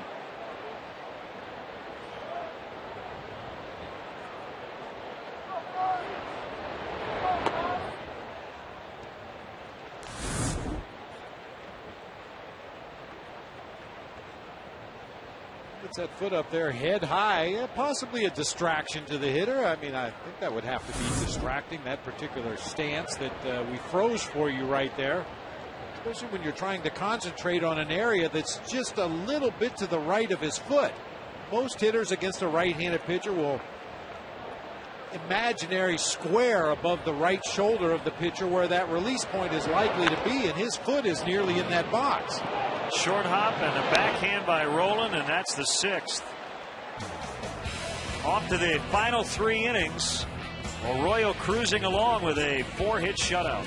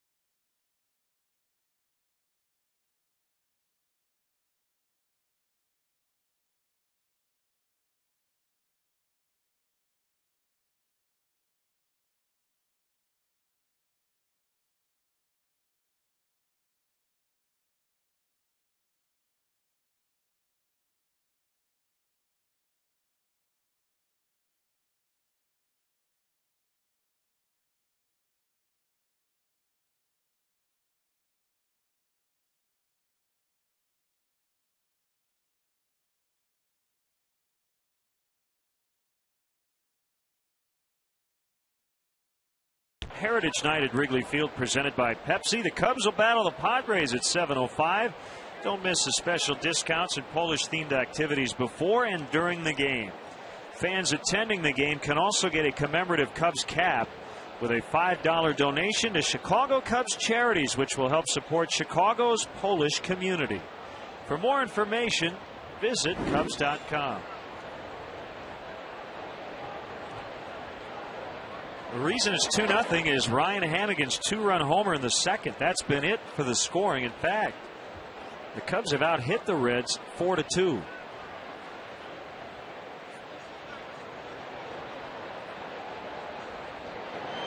Bob, I think regardless of what happens the rest of the way, Tom Gorzelani should feel good that he did get it together. Because the way it was going the first couple of innings, it looked like it was going to be a very long day for him.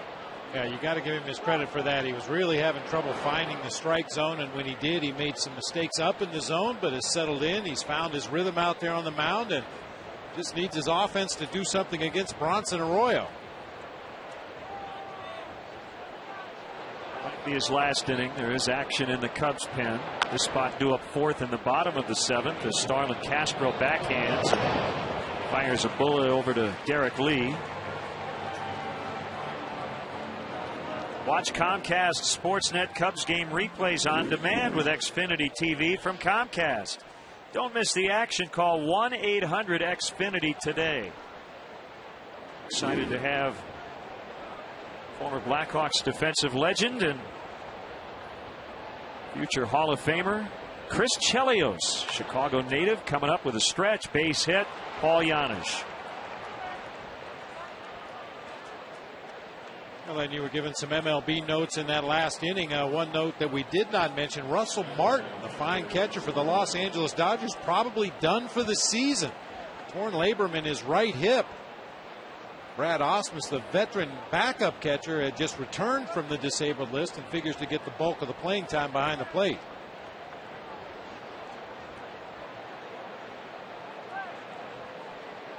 Steven Strasburg probably will be back in the Nationals rotation Tuesday, coming back from a shoulder injury.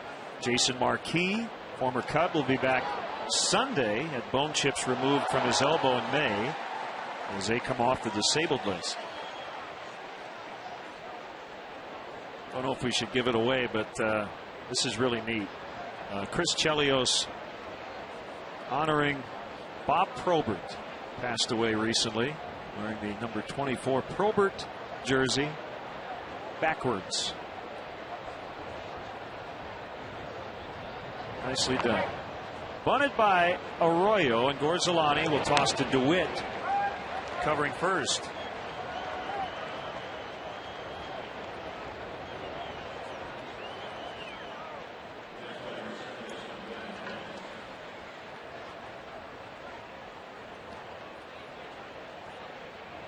Here's Brandon Phillips.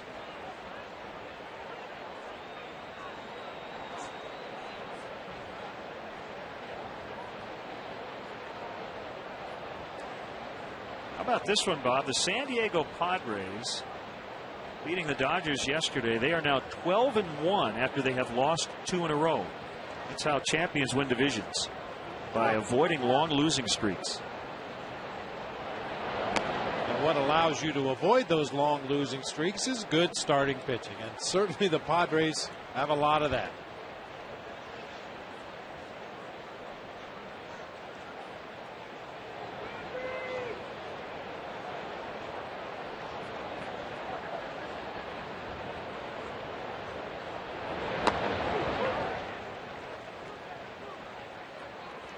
One and one on Phillips.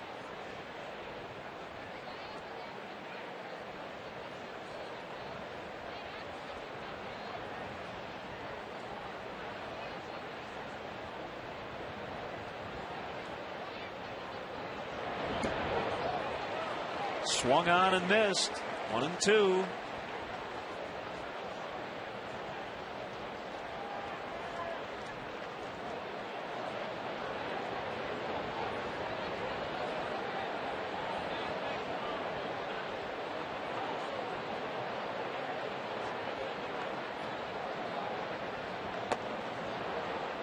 High on the fastball, 2-2.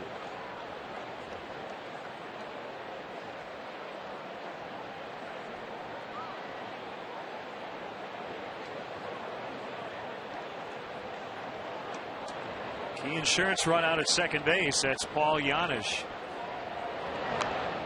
In on the hands and fought off.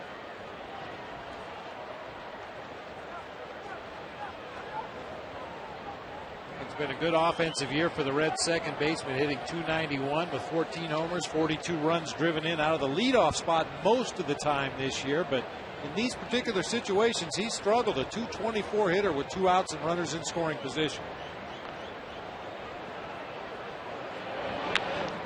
Ground ball through the hole. Janisch coming in. Colvin up with it. Here comes his throw. It's going to be late. As Janisch slides in, Phillips goes to second on the throw. It's 3-0.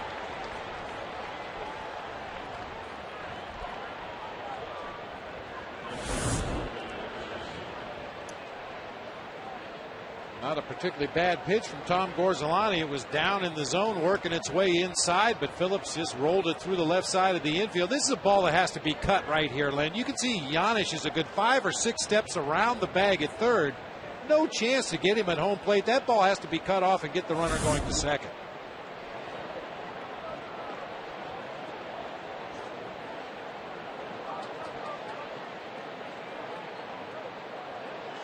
Billy Joe Armstrong in the house. Green Day will be performing, I believe, tomorrow evening. Yep. At Lollapalooza. They've been rocking hard for a long time. Saw them at the United Center over the winter.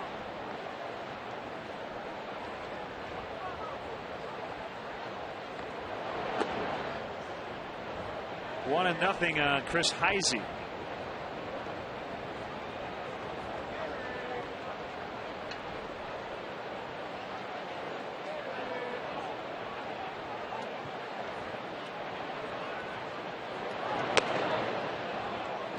Missed again, 2-0. James Russell has joined Justin Bird.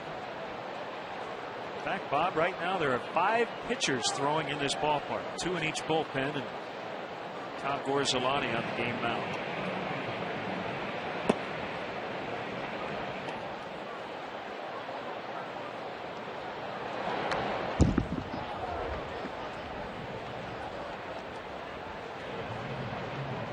Logan Andrusik is the righty, and first-time All-Star left-hander Arthur Rhodes, the lefty.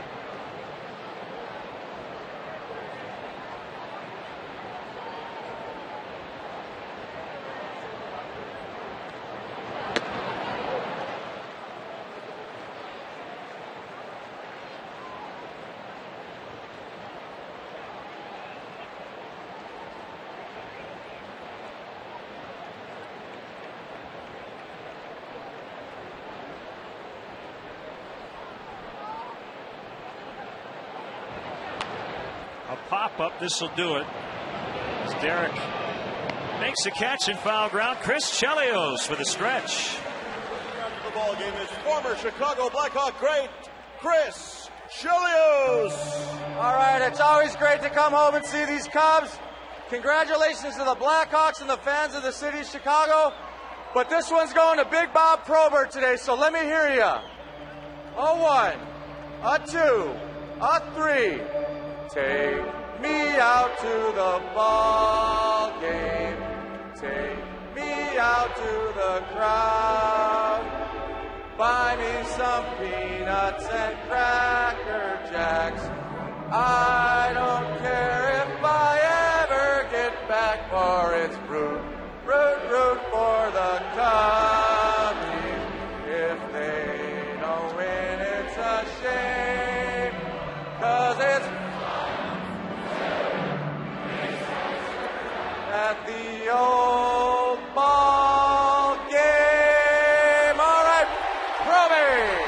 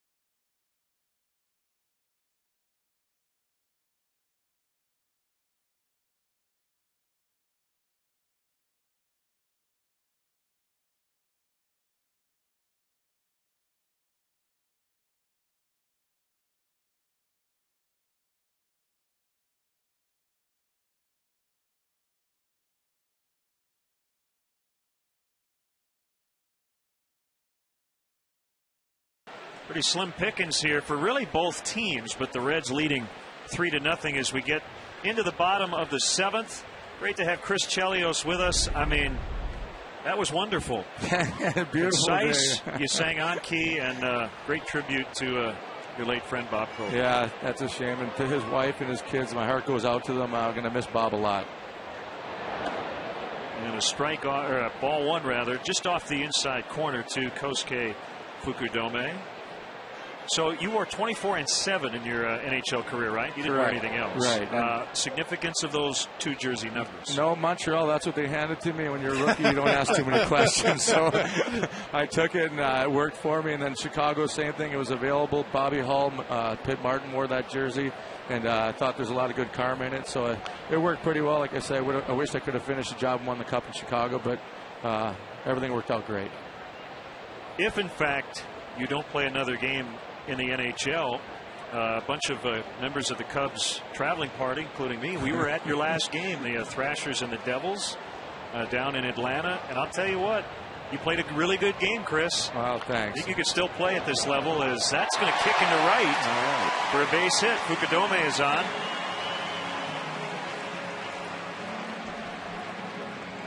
I think you could make it to 50 if you wanted to. Yeah, like I said, I talked earlier with you about the kids and being away from home, and I'm glad I played for the Wolves and had that opportunity with the Thrashers. And I've always said I've never took anything for granted in my career about the opportunity I had. So I think the NHL, I think I pushed it to the limit, and the tank's empty there, and I'm very happy with the way things went. And like I said, can't be more happy the way things worked out now that I'm back in Michigan with my kids, and both of them going to state, the boys, and hopefully my daughter's going to get into Northwestern here, so it'll give me an excuse to come to Chicago once in a while here. There you Absolutely. go. That's perfect.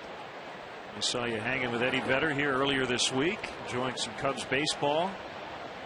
Yeah, Eddie loves those Cubs. He watches them. He wears a helmet to the games, I think. Batting helmet. So, no, I guess he's doing something with Jose Cardinal, and I think they're working on a documentary, even maybe a baseball movie. So he's loved the Cubs for a lot of years, Eddie. 1-0 on Blake DeWitt. Cubs trail 3-0. That is a strike. 1-1. When you went to Detroit, you got booed when you came back here, but I always felt it was more out of obligation than anything else. And you remain a very popular guy in your hometown, and obviously, as you mentioned, playing with the Chicago Wolves.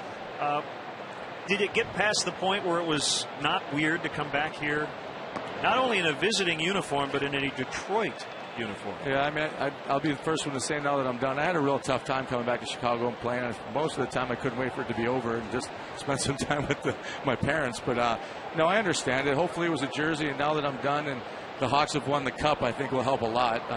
It's been a long time coming. I think overall the people appreciate what I've done for them, and I hope so. And I've got my kids. I don't want them to walk around the city of Chicago with me and have to defend their dad. But I've been treated great. I come back all the time, and I can't ask for anything more from the Chicago people here. I think that's absolutely the case. I think it was more the uniform you were wearing than anything else. And you know what? That's great for the sport too. This great rivalry. Yeah, I know. I mean, it was my fault. I went to Detroit, the team that was most hated. But like I said, it worked out, and I think both. I think the fans at the end of the day, they do respect the Red Wings, and it's a mutual respect for both cities. It's 3-1 on DeWitt. Nobody out and a runner on. The Cubs trail by 3. So, Chris, what's next? Any other plans other than spending time with your family? Do you have anything on the back burner that you're looking forward to? I have talked with the Blackhawks. I've talked with the Red Wings, and I've contemplated going to Europe, but I don't think that's going to happen. I think I'm going to, I've always said it. I've played so long, and I love hockey so much. I want to remain in some capacity in hockey. So, I'm fortunate enough that I've met some great people over my career. And it looks like I'll probably end up staying in Detroit and taking on a job with the Wings, hopefully. Will you continue to play? Will you find an adult league just to skate around and knock some bodies around? Well, right now it's every Monday night, and with me and my son against Doug Brown. So, yeah, I'm going to continue to play, but I'm thinking I might end up playing goalie so no one takes some runs at me. Ooh, they're going to get him. Yeah. And that's a strike him out, throw him out double play. Hannigan nails Fukudome. Go back to 1984, Team USA. Wow. 26 years ago. Look at that hair. Jeez. Well, you have taken on a huge responsibility on many occasions representing the United States. Yeah, I mean, we have to thank the team from 1980, you know, Mike Ruzioni and what that team did. That paved the way for a lot of U.S. kids, especially the ones that went to college. So, you know, that's why we get the looks we did. Myself, Madonna, JR, you know, all these guys that went to college, they really opened the eyes for American hockey. So, you know, and I was fortunate enough, like you said, to play in those Olympics and represent our country, winning a World Cup, a silver medal, and being a part of the last one as management was pretty special too. Well, this place was up for grabs when the Blackhawks won the Stanley Cup in June. Without a doubt, that parade was second to none. You know, after what I've seen, I thought Montreal was unbeatable with 1 million people on the street and the chaos, but you know what they did down here was amazing. And like I said, the fact that they're diehard fans, it was just a little frustrating period of time, but you know, it's great to see those young kids, and what a great team they did, and what a great playoff it was. A diving catch by Gomes to end the Cubs 7. Chris Chelios, huge fan, have long been a huge fan, and please don't be a stranger here at the ballpark, and congrats on a wonderful career. Thank you very much, and once again, Danny Probert and kids, we love you, and we'll see you. Take care.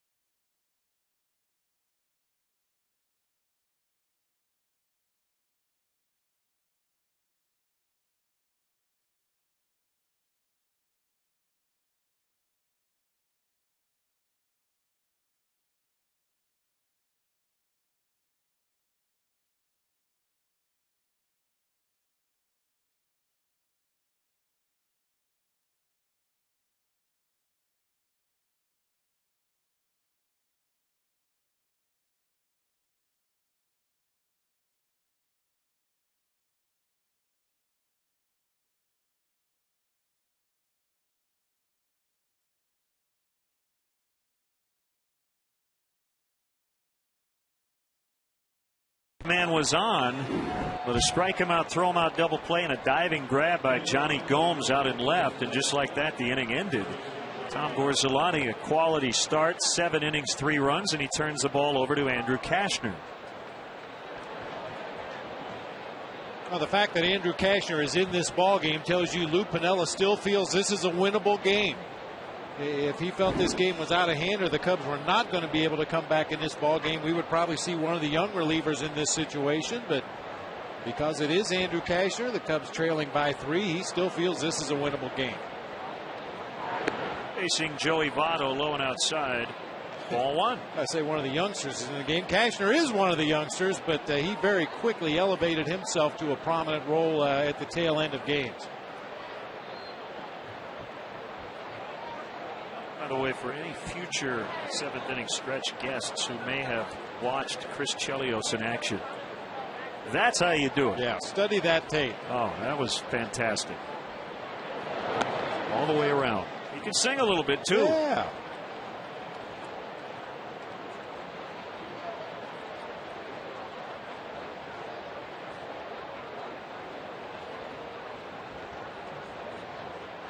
Two and one on the ever dangerous Joey Votto.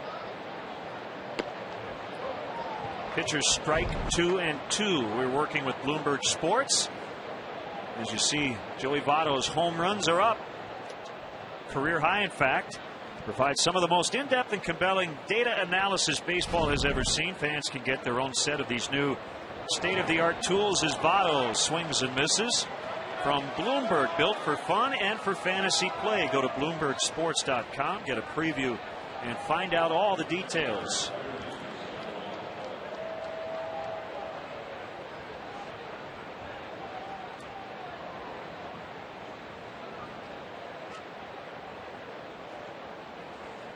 One away, it's Scott Rowland.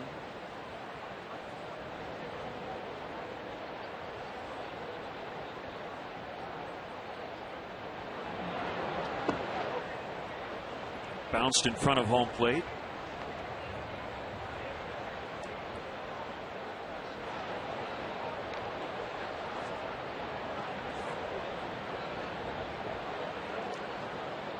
Cashner from the stretch. Fastball at 94. Easy gas. And the rookie righty.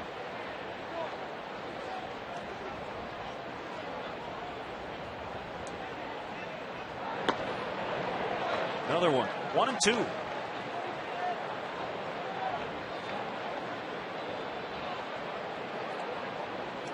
Rowland came out of the All-Star break and missed some time, 9 of the first 10 games of the second half with a strained hamstring, but did not go on the DL.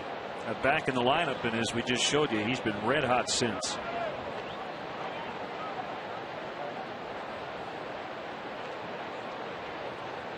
That old school Cubs jersey on.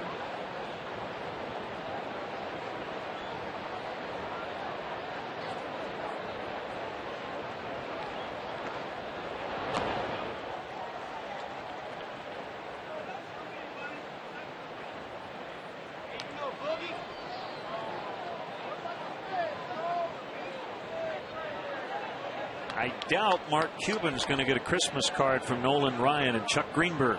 You don't think so? No, they won the bidding. The team was basically put up for auction as Rowland skies it foul and out of play, but they had to spend a little more money than they originally wanted to. Lawsuits and lawyer fees, the whole deal. But the Rangers kind of have an idea now of what's going to happen. And they're in first place. Now they're cruising in first place, an 8.5 game lead over Oakland as they go into play tonight. They've been really good at home. They're over 500 on the road. They've been really good against their own division, and they were 14-4 in interleague play. Rangers really surprising a lot of people this year. Good at bat for Rowland. Results in a 1-out base hit. He's 2 for 4.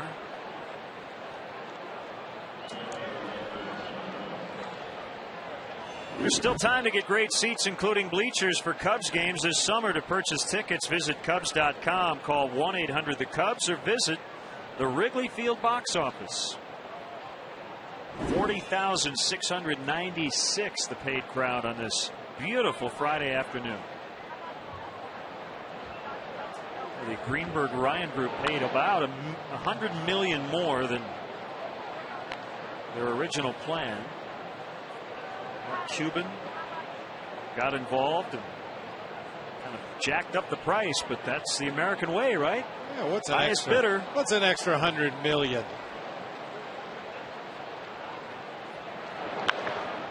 High fly ball, straightaway center. Marlon Byrd makes the catch as Gomes puts a ball in play for the first time, but he's 0 for 4.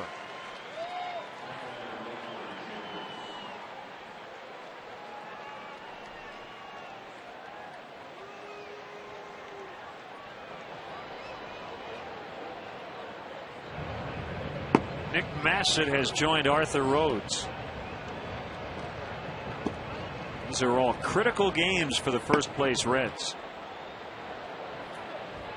I mean, it's one of those deals where it could go down to the final day of the season. They could be in the playoffs ahead of the Cardinals, and then if they're not ahead of the Cardinals, they could be out completely if they don't win the wild card.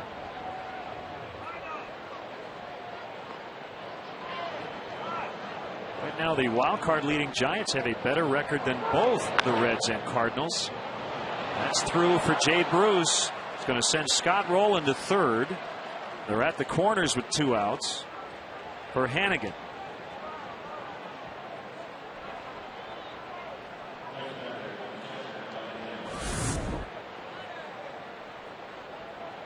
Fastball on that outside part of the plate. Bruce with a hard roller back up the middle of the field. And we've talked about Scott Rowland at length today already and what he brings to the team in the clubhouse and at third base. And throughout his career, even though he's not very fast, he's been known as one of the best base runners in the game. And that was a perfect example right there. Marlon Byrd, the Cubs center fielder, was going to be moving to his left, and being a right-hand thrower, it was going to take him a while to gather himself and get that ball to third base. So Rowland never hesitated. Mounted the bag at second and easily made it on to third.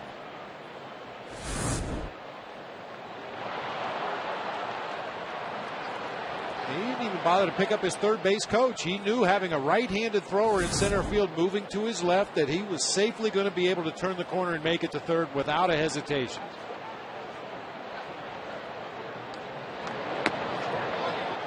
Outside corner on Hannigan, 1-1.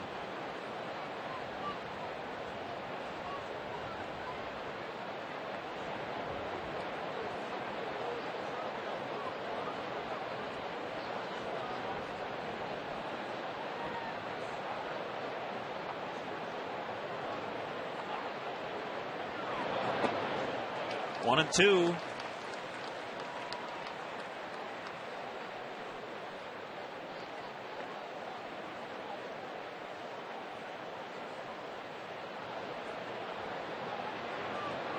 Rockies 5.5 out in the wild card. They just put Aaron Cook on the DL. They have lost 7 straight on the road. They got beat in Pittsburgh last night.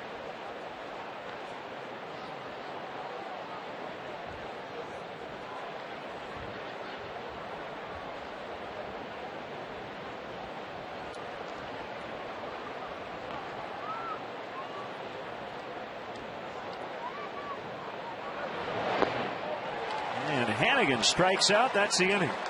2 Ks for Cashner in the 8th. It's Cincinnati 3, the Cubs nothing.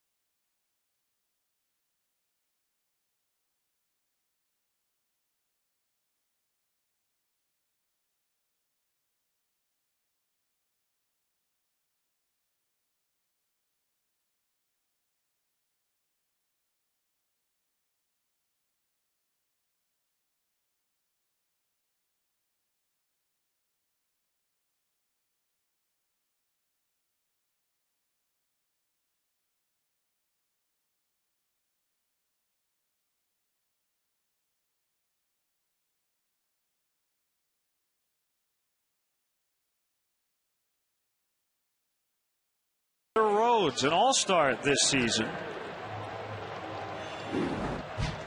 will take over, and you see why he made the all-star team. Excellent numbers.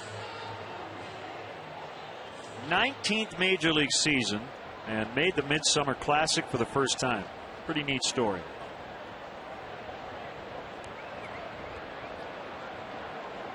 Dedicated the honor to his late son Jordan a couple of years ago. His 5-year-old son died after battling an illness. Just a tragedy. And Can't even imagine going through what Arthur Rhodes and his family has had to go through. But on the field, it's been an excellent year for him. And a 1-1 count on pinch hitter Jeff Baker hitting for Cashner. Been around for a long, long time. When he was drafted, you were still in the big leagues. 1988.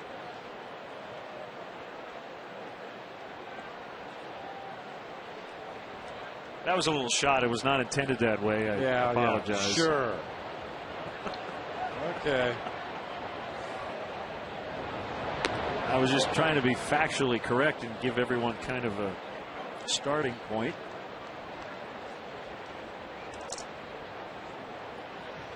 Well, lucky for Arthur, I retired soon thereafter. Good way to tie it up. Yep. Fouled back. Another interesting thing about this Reds team is they've had a closer, a veteran closer, who's been pretty good. And he signed a big deal, Francisco Cordero. Problem is, since they had signed him prior to 2008, he hadn't really pitched in games that mattered. This year, a much different scenario. He is signed through 2011. They gave Cordero $46 million over 4 years. And they're hoping he's going to be nails here down the stretch. Probably the most underutilized and I wouldn't say least important, but a guy you don't count on much when you're not winning is your closer.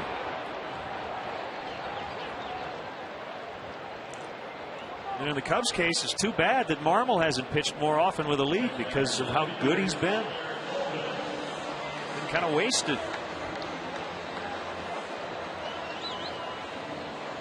Reminds me of that old saying about putting earrings on a pig. Yeah, if you've got a great closer on a bad team, he's not going to get the kind of opportunities that he should.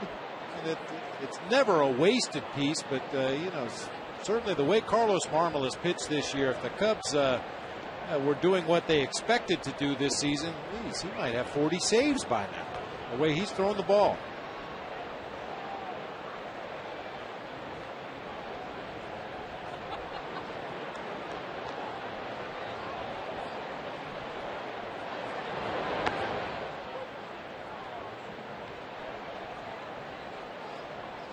We've discussed it many times. You just probably can't do it with the financial reality of the baseball world today. But to bring in 4 or 5 guys who have been closers or top setup men, pay them all $3 or $4 million each. But the problem there is their agents would say, well, wait a minute, if you're going to pitch the 6th, you're not going to make a lot of money after this contract. Those middle relievers don't get a lot of pub.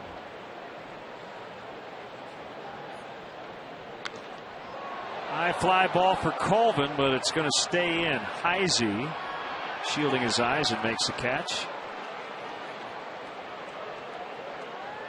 Visit the official online shop of the Chicago Cubs at Cubs.com. Browse the largest selection of official gear, including the latest apparel, nostalgic memorabilia, and authentic classics for the whole family. Get your gear from the official source, the Cubs.com shop. Accept no substitutes.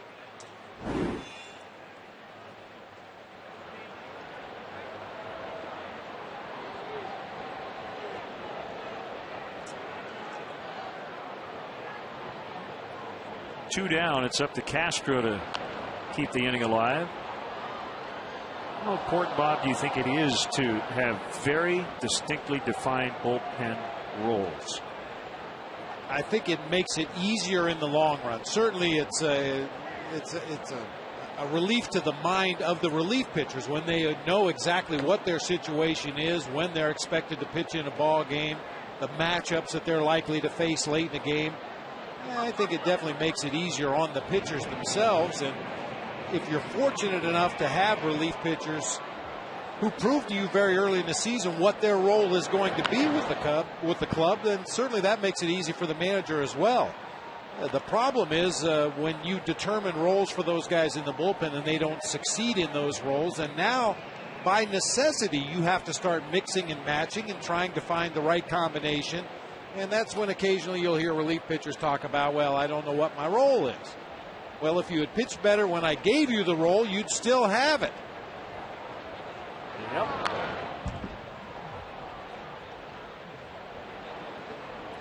And I guess in other words, I think in an ideal situation, taking the human element out of it, which I know you can't, but I think there were times this season when Lou might have wanted to bring Marmol in the 7th or the 8th when he felt like the game was in the balance, and then use somebody else in the 9th. But then if Marmol gets through that successfully, after the game he goes into his office and says, well, why didn't I get the save? And I'm not saying Carlos specifically, I'm just using it as an example, and he would have every right to, because he's, quote, the closer. Right.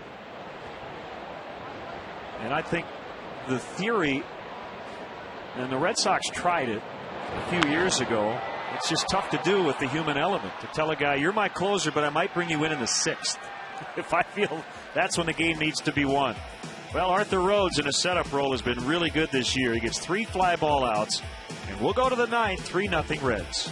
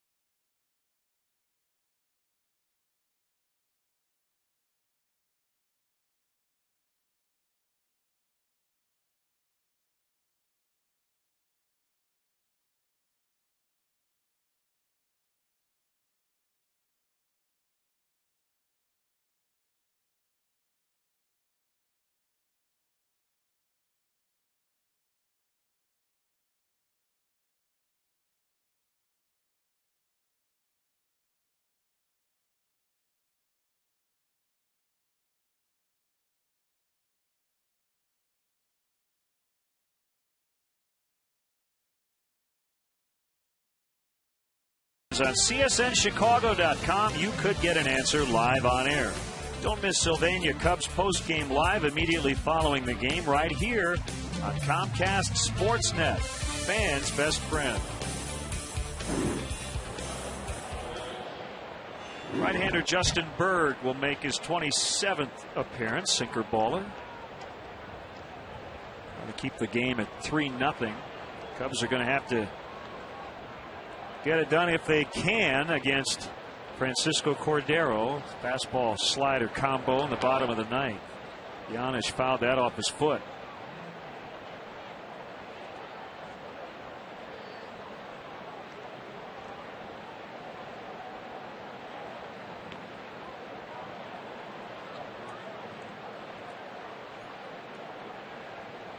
Pitchers of record, the starters. Bronson Arroyo trying to get his 12th win.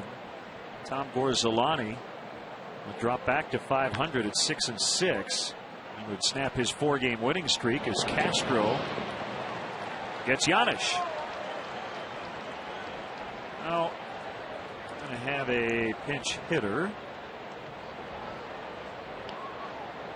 was going to be Lance Nix, but instead it's going to be Juan Francisco.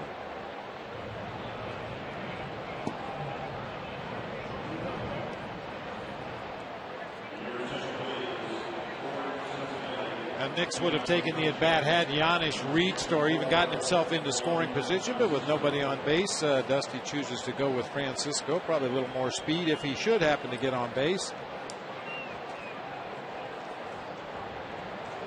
Francisco was the minor league player of the month for the Reds down at AAA Louisville. In 27 games, he hit .302 with 11 homers, 28 runs driven in. Called up on Tuesday to replace Orlando Cabrera on the active roster. Left-handed hitter.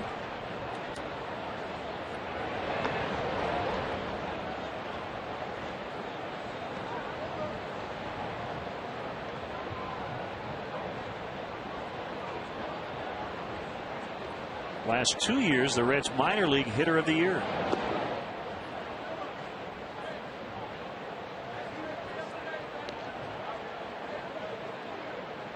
A Dominican Winter League MVP after a blistering first stint late in the season with Cincinnati, went 9 for 21.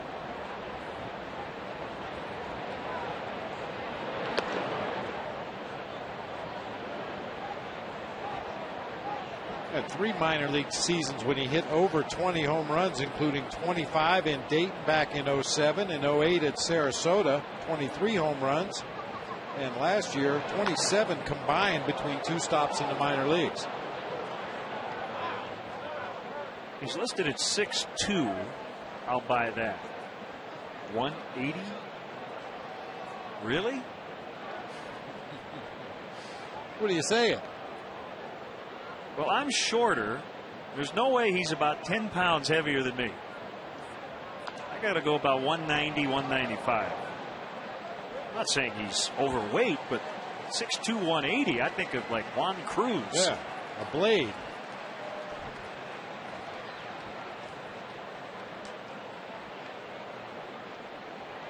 It's kind of like when you go to the DMV to get your driver's license. You know, they ask, what do you weigh? And you, 212? And they put it on your driver's license, even though if they made you climb up on the scale may scream for mercy. But you tell them 212, they put 212 on your license.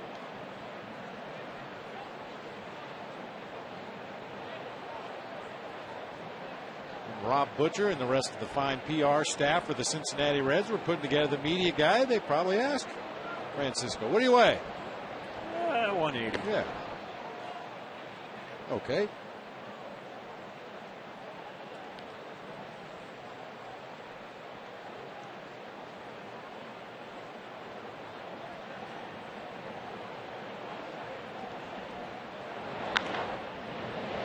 Fair ball.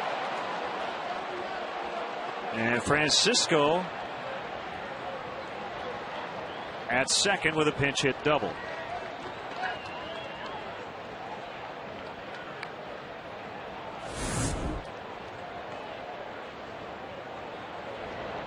Pitch from Berg stayed on the inside part of the plate and down, and Francisco hit it hard from our Coors Light RoboCam. A bullet right down that first baseline past Derek Lee.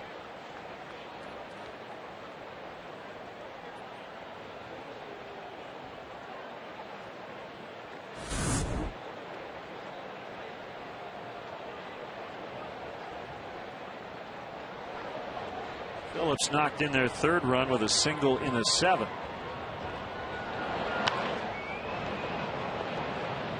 Scooped by DeWitt, 2 down, runner at third.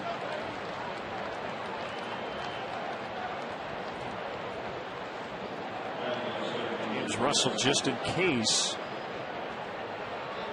Cubs are holding him in reserve for Joey Votto should he come up. He is now on deck with Heisey at the plate.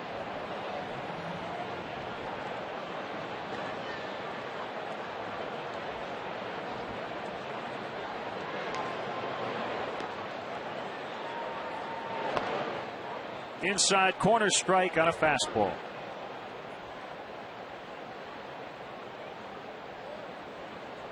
Right back here on Comcast Sportsnet tomorrow afternoon at noon. Pregame live at 11:30. Edinson Volquez and Randy Wells.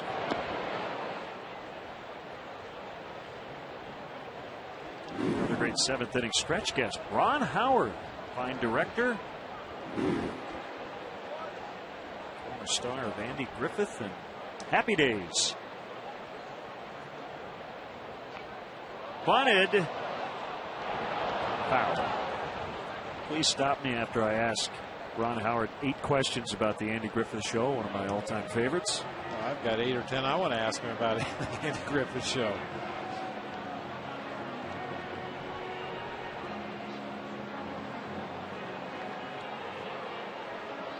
We can just whistle the theme music.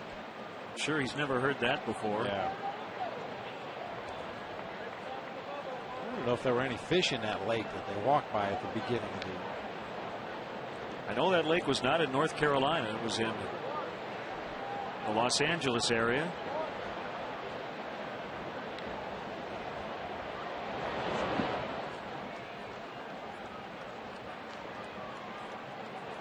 2-2. Gee, Paul. Nip it. We say that all the time. Nip it.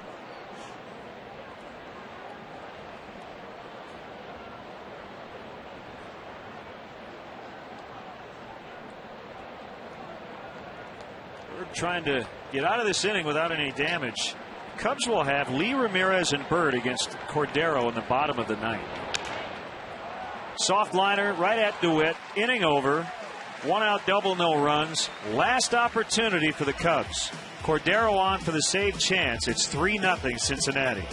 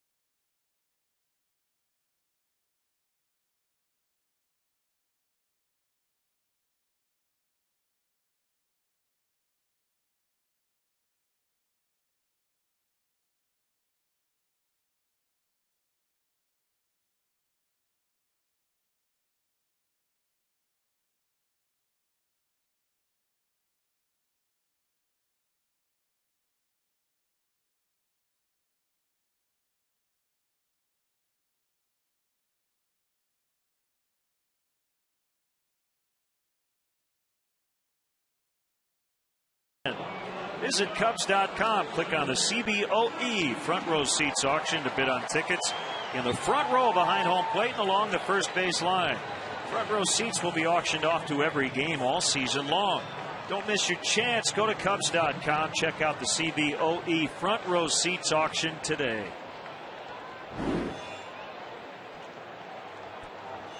Cordero trying to get a milestone save. This would be his 30th. That's always a big save for every closer. Would be his 6th career and his 4th in a row. Also be number 280 all time. He's 25th on the saves list. 1-1.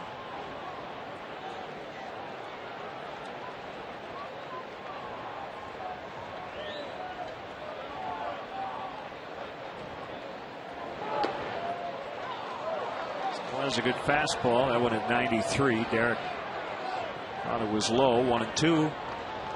Len, you were talking earlier in the ballgame about the durability of Bronson Arroyo. The same could be said for Cordero. 8 times this year he's pitched back-to-back-to-back days. No other pitcher in the major leagues with at least one save has pitched more than 3 days in a row this year.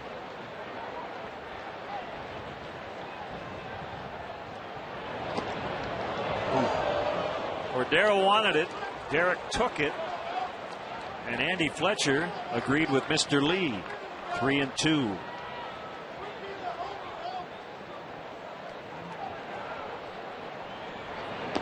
Swing and a miss.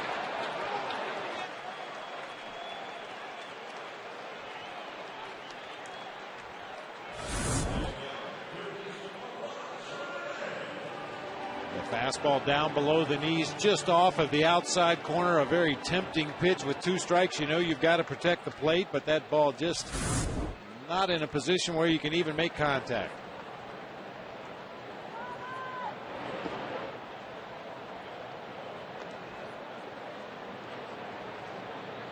Producer of Cubs baseball here on Comcast Sportsnet, Bob Albrecht. Our director, Dave Turner. Our associate producer, Tamara Anderson. Our stage manager in the booth, Christine Charbonneau.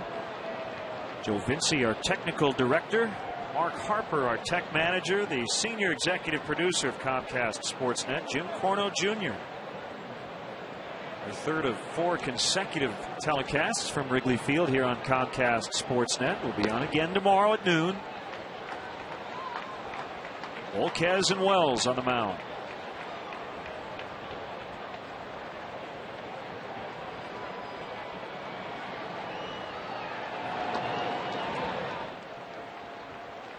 A little wistful seeing Cordero against Ramirez. One of the biggest home runs in regular season Cubs history of the last certainly half decade, the Lou Piniella era. As Ramirez takes ball 4, the game-winning homer he hit against Milwaukee in '07. First pitch slider.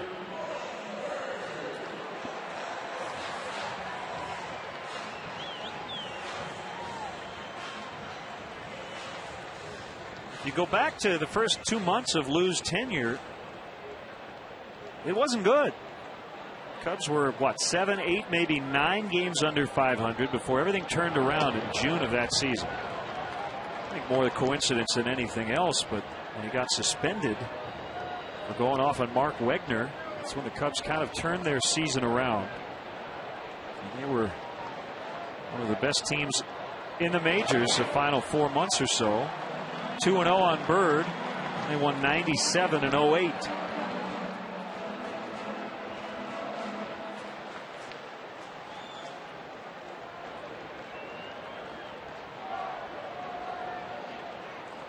In a strange sort of way, Bob, Lou's tenure, 4 years, kind of similar to Dusty Baker's 4 years here in Chicago. The best 2 years he had here were his first 2 seasons, '03 and '04, even though the '04 season ended in disappointment.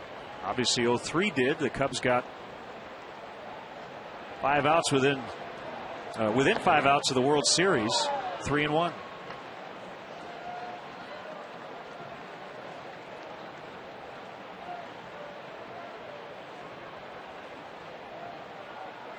Cordero struggling with his command here.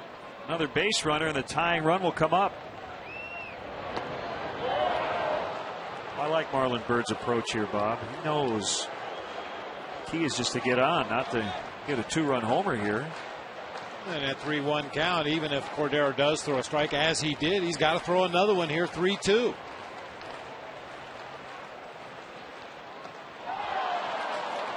Swung under that fastball for strike 3. So 2 strikeouts in the inning, sandwiched around a walk to Ramirez, and it's up to Fukudome. Too close to take. Pitch just above the belt, right down the middle of the plate. That's a pitch that's already elevated as well. If you can get on top of that one, usually good things happen, but just a little too much giddy up that time from Cordero. The 2 punch outs he's gotten, 3-2 fastballs, and both very tough to lay off.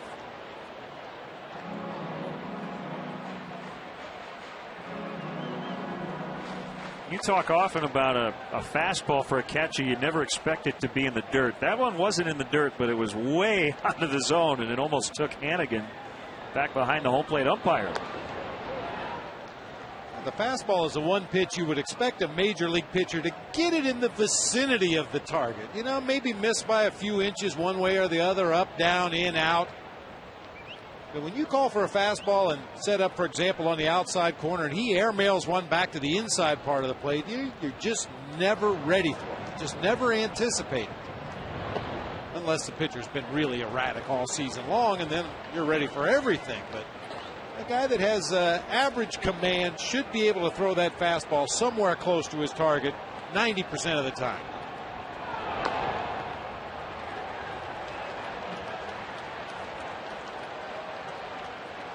Cubs are down to their final strike. Votto playing behind Ramirez, whose run doesn't matter. Looks like he's going to take off for second. There he goes. Inside, 3-2. No steal for Aramis.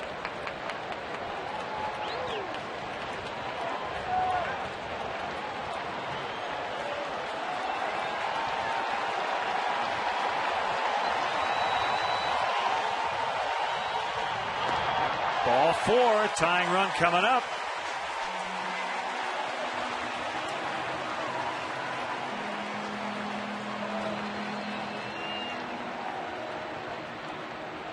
Bryant Price, the Reds pitching coach, is out to the mound.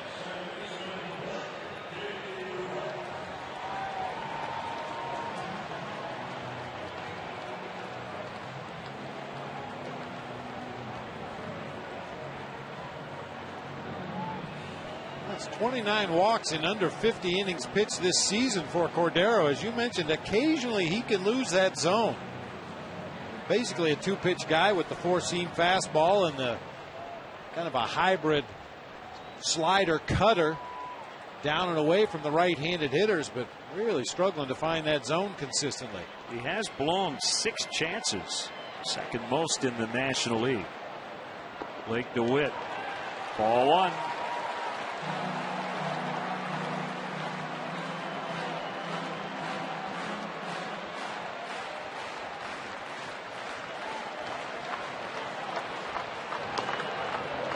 Right down the middle, 1-1.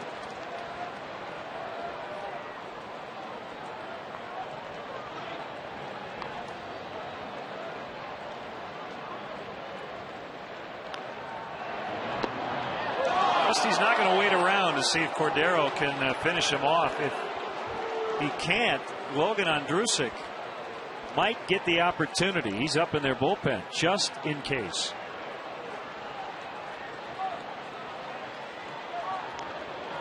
One and 2 on DeWitt, representing the tying run.